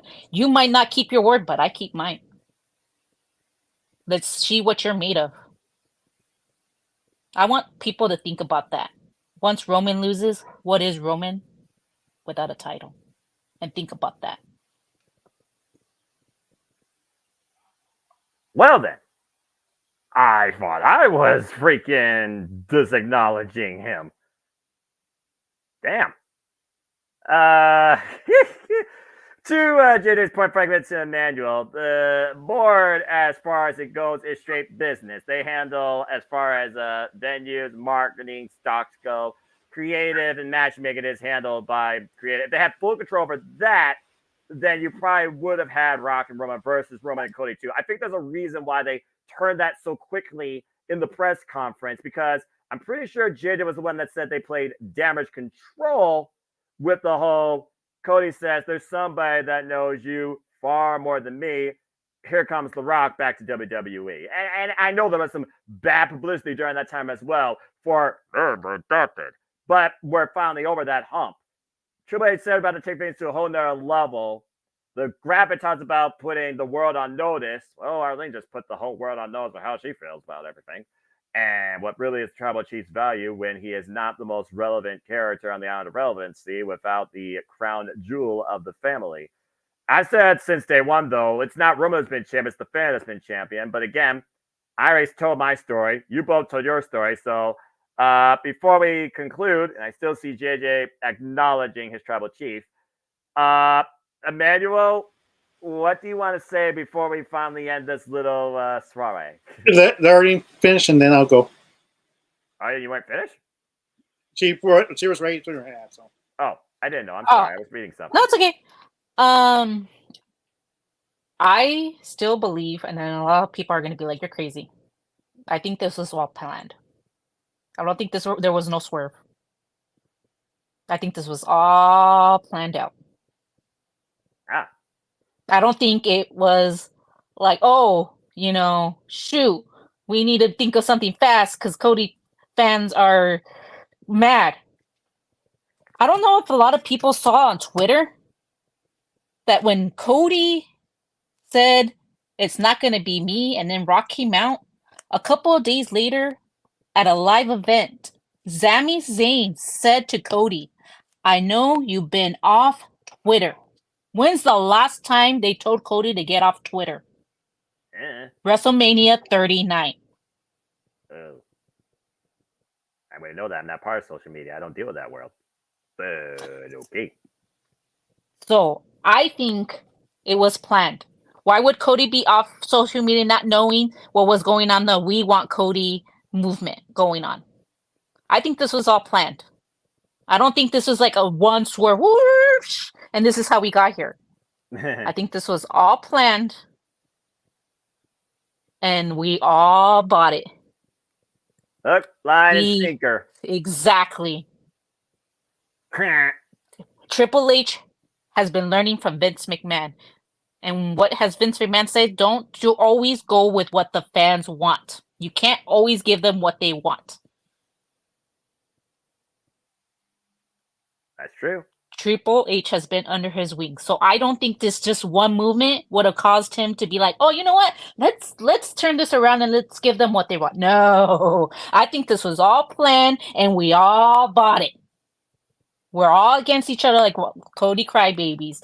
They're selling shirts now because of it. Come on. Cody's selling shirts. When he slapped The Rock, Rock's selling shirts, slapping Cody. We're buying these shirts. Come on, you guys. This was planned. It was not swerved. They know exactly what they were doing. I don't care if people think I'm crazy, that I'm wrong. I don't care. I totally believe that this was planned and we fed into it. Hook, line, and sinker. And goddamn, do I love Triple H for that, because guess what? It has us talking about WWE again, which hasn't happened in a long time. Well, so God bless that man. That's all I have to say. I mean, preach it, sister. All I got to say, Triple H is honestly the best mind going in the industry today. And here's his little take. Again, he's not wrong. You got to give the people what they want. And honest to God, have you not given the people what they want, WWE, in just literally the last 2 months, it seems, including the passion out of these two that have defined cinema editing for what I created it for.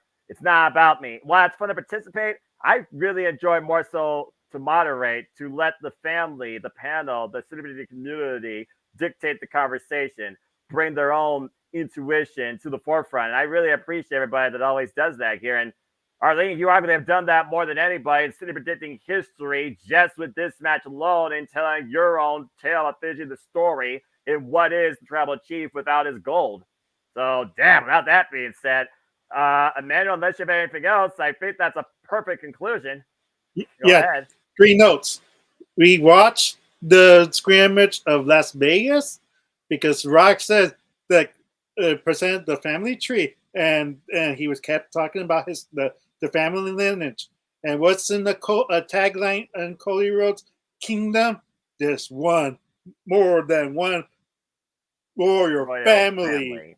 Exactly. But unfortunately, there was technical issues. That's why Cody just came out without no new music, because because if you notice, Rock kind of repeated himself a lot in doing that segment, and then people were saying, "Wow, Rock is really bad at that promo. Like, what's going on out there?" And that's what happened. Technical problems. There's supposed to be Cody interrupting the Rock and sending himself doing the Royal Rumble. That's what happened.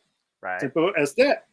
Second, the second one, if Rock is the head of the TKO and he's portraying this heel gimmick, he will fire Triple H. Why are you letting Cody be part of the Money Bank? I told him once he has no more shots. And I mean it.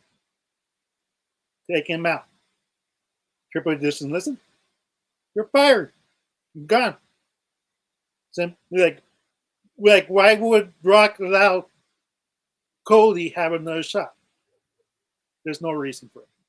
Right. And third, let's say Bloodline does roll.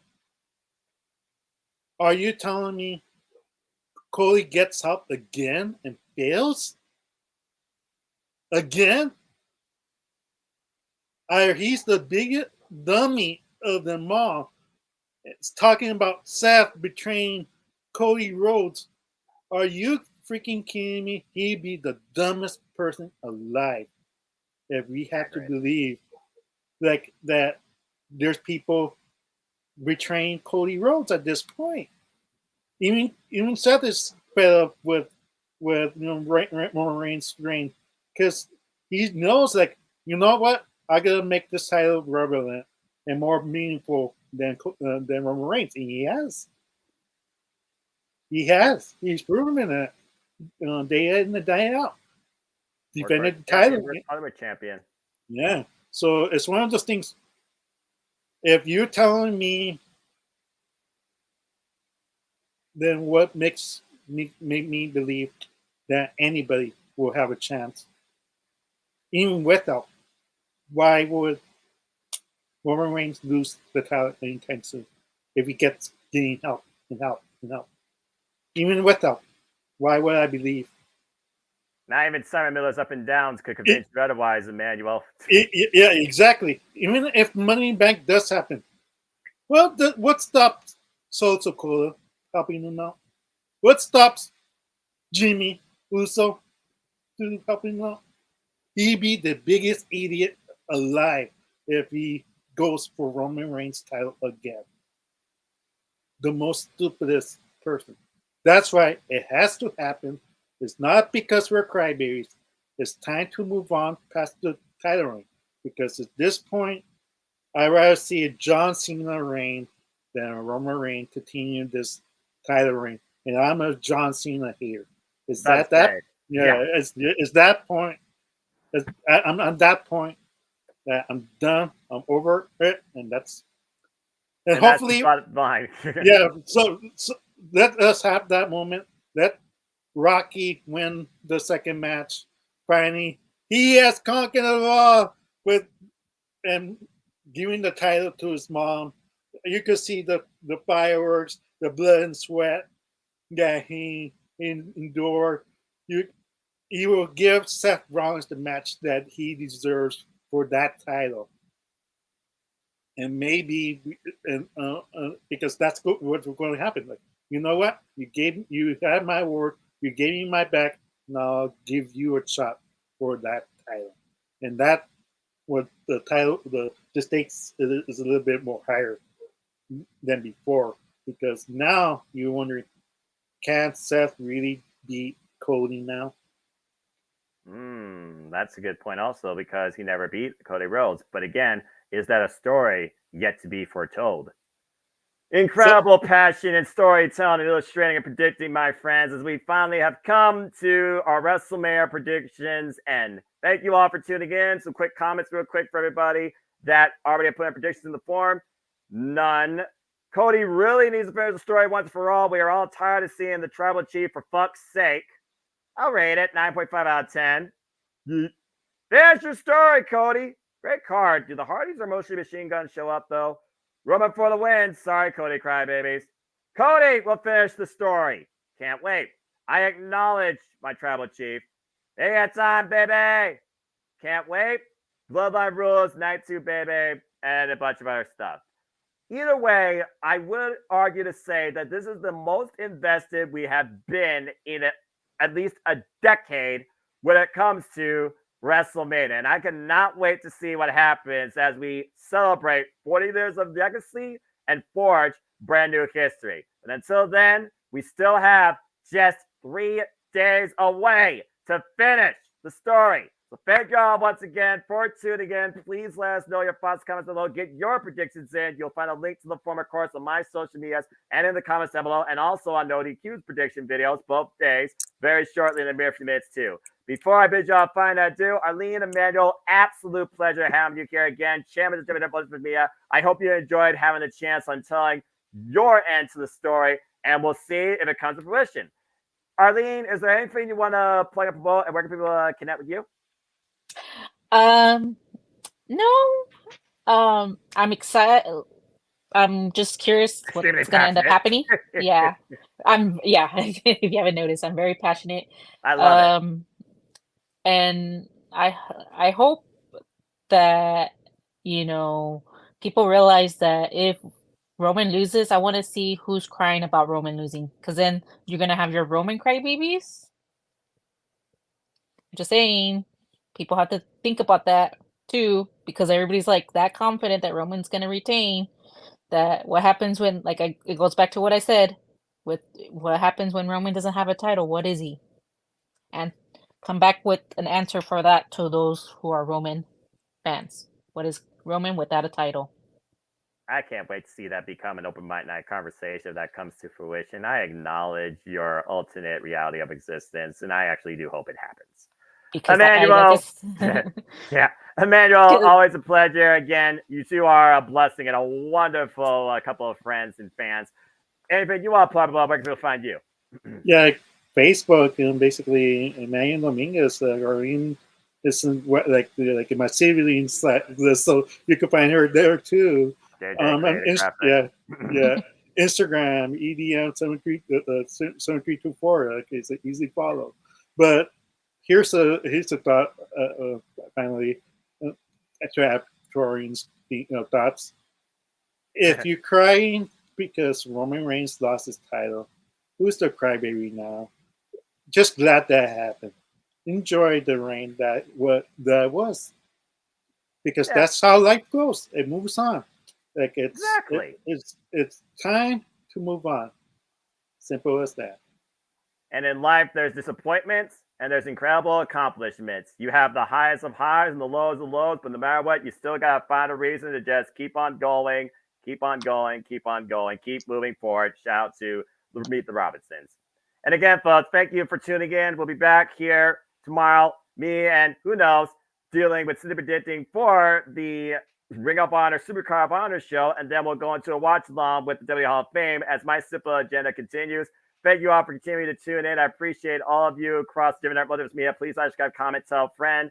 Again, we will see you on Friday. But for now, this concludes everything predicting or discussion for all things possible that could be foretold or what we hope to see at WrestleMania 40. So until next time, on behalf of the entire WRESTLEMANIA Multiverse media and the WRESTLEMANIA Multiverse media champions, Emmanuel and Arlene Dominguez, thank you both so much. And thank you all for tuning in. Please like, subscribe, comment, tell a friend. And again, as always, make a positive impact in life and have a good night, because we are only 2 days away from WrestleMania.